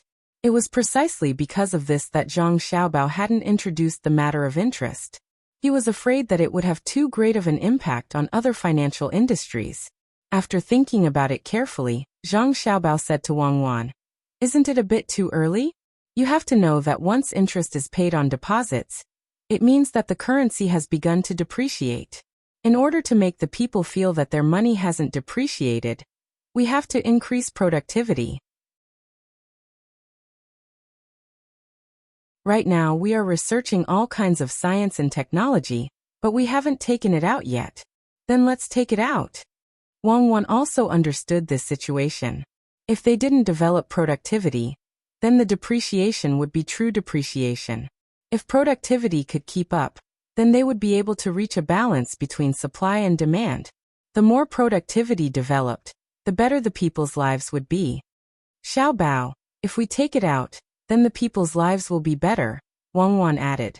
"Even if it's better, they won't be satisfied. Have you read history books? I haven't studied it systematically, but I know the thoughts of human life. In the past, it was just liberated, right? At that time, 1 cent could buy a large piece of fermented bean curd. What about us at that time? We didn't have a cent or a cent. 1 piece of fermented bean curd was $1, and it was still small. It should be considered a devaluation of the currency, a devaluation of more than 100 times. But at that time, the money we earned was very little, only a dozen or so dollars a month. At that time, we earned close to $10,000 a month, and that was considered low. But at that time, the people complained that the price of goods was too high. Because luxury goods were expensive, some people earned more money. What's that saying again? It's called, "Don't worry about scarcity, but worry about inequality." Do you mean that in order to let the people live in the happiness of undeveloped productivity forever, you don't want them to transition to an era of inequality where they can eat a lot of food and wear beautiful clothes? I don't agree. When Wang Wan heard Zhang Xiaobao's words, she wondered what he was going to do. But she also knew very well that if one wanted to rely on someone's power to interfere with the development of the era, they could only delay it, but they couldn't stop it. Zhang Xiaobao shook his head. I don't agree either. What I mean is that if we develop productivity well, others won't appreciate our kindness. Why should we release all the technology at once? Let's do it bit by bit. If we release a little bit, we can earn a lot of money. The investment in scientific research is not small. In order to have more money to invest in benefiting the people in the future, we need to continue to accumulate a lot of money. We can't burden the imperial court, and we can't exploit the working people. So the interest matter can wait. It can be considered as helping the financial industry. Okay. Why are you looking for excuses? Can't you just say that you want to make money? Why do the words sound so strange when they come out of your mouth? Sure enough, there's no good person in business. Wang Wan was confused by Zhang Xiaobao's words just now. When Zhang Xiaobao finished speaking, she understood that he was just looking for excuses. Right? Who's a good person in business? They're all officials. Good people, good officials, right? Zhang Xiaobao muttered. I don't have anything to say to you. Go to sleep. Move over there. Don't take your arm away. It's still a pillow. Wang Wan also muttered. She pulled Zhang Xiaobao's arm and put her head on it. It's numb, it's numb. Tomorrow, we have to provoke them and let them be firm in their thoughts. I heard that some girls get married and have children at the age of 13 or 14. We're almost there, right? I heard that eunuchs don't have to worry about this kind of thing for their entire lives. I can help you. At dawn the next day, Xiaobei and the rest of the little guys started to train their 100 teenage bodyguards again. They did morning exercises on the deck and shouted loudly. It really did look like they were doing something. The bodyguards brought by Zhang Xiaobao and Wang Wan, as well as the 1,000 soldiers, were also training in a small area. The other 40,000 people were already immersed in the aroma of the food. It was not inferior to a gentle village at all. Today's breakfast was meat buns. There were some green onions in the chopped meat filling. Before they could eat it, the fragrance that assailed their nostrils made them drool. With the addition of the meat, pickles, tofu pudding, and chives, it was as if it was the new year. As expected, when Tuyu found out what they had for breakfast, his expression turned even gloomier. The other generals also felt regret. If they had known earlier, they would not have brought them here personally. This was their own army. If they wanted to win over the hearts of the people when they returned, they would probably have to spend a lot of money. A small portion of the people were depressed, while a large portion of the people were happy. When the fleet arrived at Luoyang, the small portion of the people were also happy. They were all waiting to get Croton from Luoyang. In Luoyang, the fleet had to stop for a day to rest and reorganize. The main reason was that Empress Wang's 2 children had to be sent to Zhang Xiaobao and Wang Wan's home. They could not bring 2 babies to war. Seeing that Pan was about to be sent away, Xiaobei reluctantly reached out his hand to touch Pan face. He lowered his head and kissed her. Good baby, don't be anxious. It won't be long before Big Sister brings the soldiers back victorious. When that time comes, you'll be a little older. I'll bring you to swim. It's very simple. Pan blinked her eyes and looked at them curiously. In the end, she cried. It was not because of the separation, but because they were not familiar with the people carrying them. Zhang Xiaobao and Wang Wan's mother just happened to have nothing to do, and her children were not by her side. Now that the 2 little guys were sent over, it could be considered as relieving some of the boredom. After spending a day with Xiaobei and the others, when it was time for the fleet to continue moving, she gave some instructions and left with the 2 children who were still shy. When the crying gradually faded away, the fleet embarked on a new journey. In the cabin, Kutiyu looked at the big bags of croton seeds and was very nervous. He asked the person who went to do the work, "Did anyone follow you?" No, this little one looked carefully. Besides, this little one used the excuse of buying something else as an excuse. Who would have thought that there would be so much croton seeds in the cargo? The person who did the work shook his head and promised. Not to mention that no one else found out. Even if they found out, he would not dare to say anything. Kutiyu licked his lips with his tongue, then bit it and said, "Find a way to spread the news to the other ships. 2 days later, at night, we will act at the same time. If this matter is leaked, then this little one understands. If it is leaked, it will be done by this little one alone. It will have nothing to do with the general. When the time comes, I ask the general to take care of this little one's family." How could the person who did the work not understand Kutiyu's meaning? If there is a problem, he will have to take the blame. Even if he did not want to do this, he did not have the right to choose. Go after this matter is done. There will be no shortage of benefits for you. Kutiyu ordered again. He took a few deep breaths and no longer cared about the croton seeds in the cabin. He went outside and looked at the scenery on the river, as if nothing had happened. Because they were going to the desert, They did not have to go through Jiannan Road by land. This made the Zhang siblings feel very regretful. When the time came, they could only think of a way to discuss with Zhang Xiaobao and Wang Wan to let the two of them go home to have a look, or to pick up their families. There was no need to go by land, so they walked along the Yellow River. To be precise, they passed by the capital and then entered the Jing River. At this time, Kutiyu was looking at a bridge on the river in shock. The water of the Yellow River surged and hit the side of the ship. Compared to the bridge that spanned the two sides, the surging water did not seem so shocking. What is the name of this bridge? Kutiyu looked at the pedestrians on the bridge and asked the soldiers on the side of the bridge. Replying to the general, this bridge is called the third bridge of the Yellow River. It hasn't been named yet. This humble one has inquired about it. The naming of the bridge is not simple. If someone is willing to pay 1,000 strings of coins, they can name the bridge this year. If they still want to name it next year, they will have to pay again. The soldier had a lot of communication with other people and knew a lot of things. The third bridge? So there is also the first bridge and the second bridge. One has to pay 1,000 strings of coins to name it. Is there really someone stupid enough to pay? Kutiyu did not see the bridge the last time he came, but this time there was.